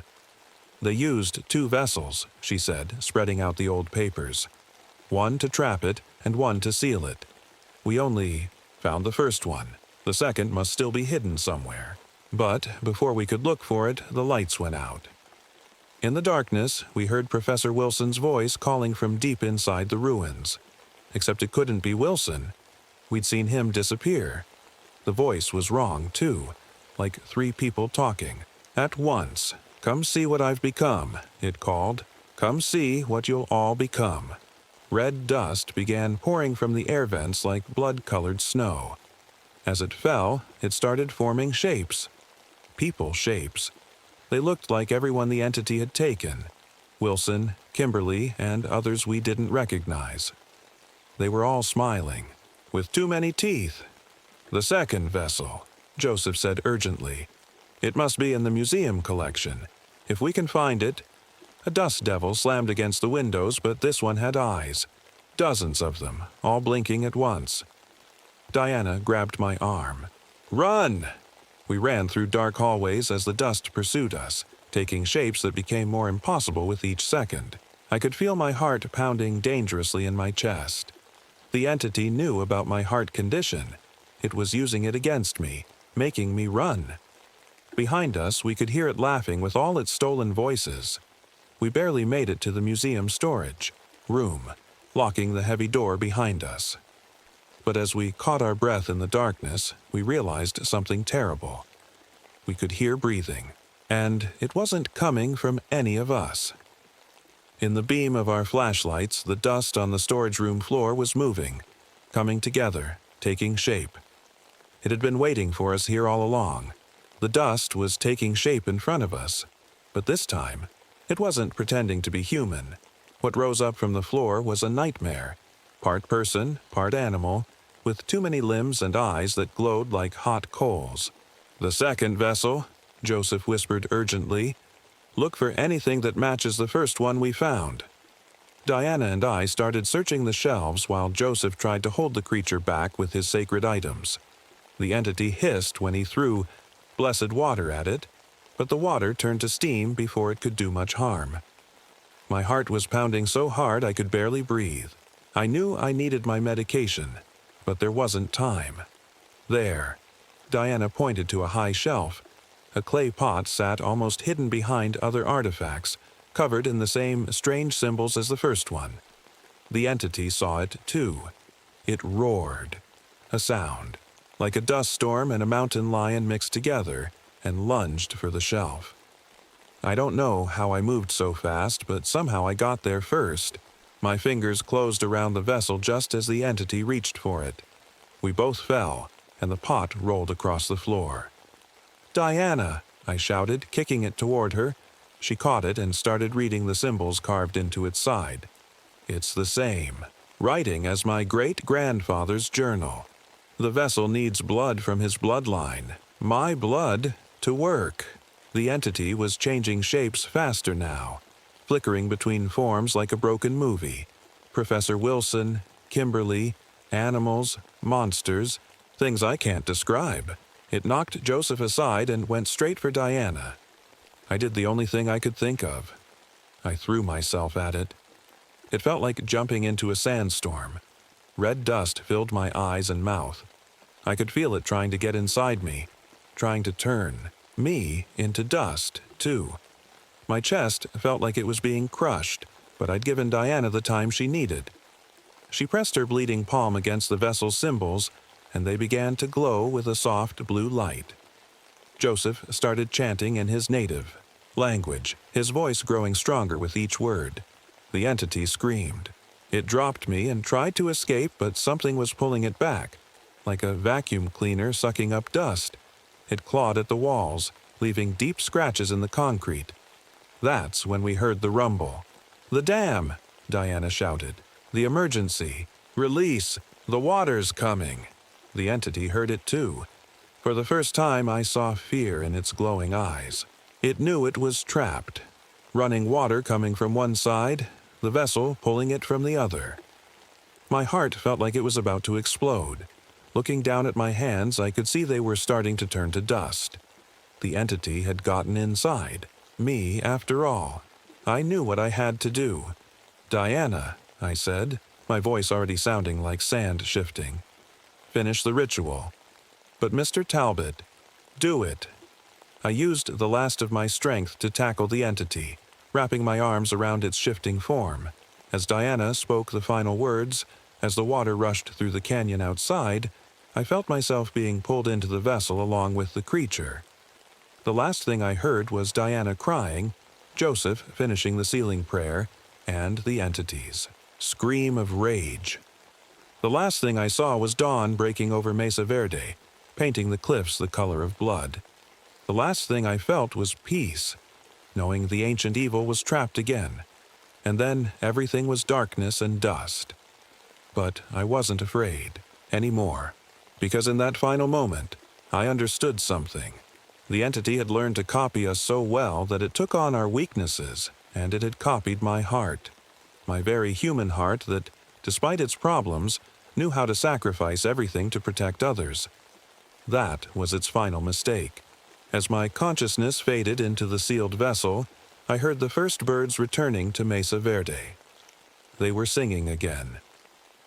3 months later, Diana stood at the entrance of Mesa Verde National Park, watching a storm roll in across the canyon. Real rain clouds, not dust storms.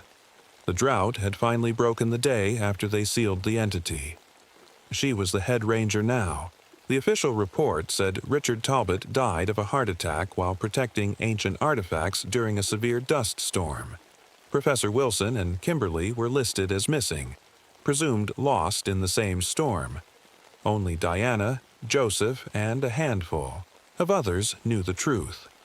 The sealed vessel was back with Joseph's people, protected by ancient prayers and modern security systems. Diana visited it sometimes, though Joseph warned her not to get too close. She couldn't help it, though. Sometimes when she stood near it, she could almost hear Talbot's voice in the whisper of sand against clay. The tourists were back, too. The park had been closed for emergency repairs after everything happened. But now families walk the paths again, taking pictures and pointing at the ancient cliff dwellings. "Miss Ranger!" A little girl tugged at Diana's sleeve. "I saw something weird in my camera." Diana knelt down to look at the girl's phone. The photo showed the usual view of the ruins, but in one of the windows there was a shape that looked like a man watching the crowds below. "That's just a shadow," Diana said gently, even as she recognized Talbot's profile. "The light plays tricks out here sometimes." The girl nodded and ran back to her parents. Diana touched the protection symbols Joseph had carved into her ranger badge, just in case. Later that evening, as she locked up the visitor center, she noticed something that made her pause. There were footprints in the dust on her desk. Not regular footprints. These started on the floor, walked up the wall, and across the ceiling. But instead of feeling scared, Diana smiled a little. The footprints weren't the scary kind, like before. These were protective, like someone making their rounds, checking to make sure everything was safe. She took out her grandmother's old notebook, where she'd been writing down everything she could remember about the old stories. There was so much to learn, so much to protect. "Good night, Mr. Talbot," she whispered to the empty room. And just for a moment, in the last ray of sunlight through the window, the dust motes swirled in a way that looked like a friendly wave goodbye. The birds sang softly in the twilight, and somewhere deep in the canyon, an ancient flute played a peaceful melody on the wind. Mesa Verde kept its secrets, and now Diana would keep them too. But sometimes, on quiet nights when the moon is full, visitors say they see a ranger walking the cliff edges, checking on the ruins. He looks solid from far away, they say, but up close, he's made of red dust and starlight, forever protecting the places where past and present meet, where some doors are better left closed, and where ancient powers sleep in clay vessels, dreaming of the day they might rise again. But that's just a story, isn't it?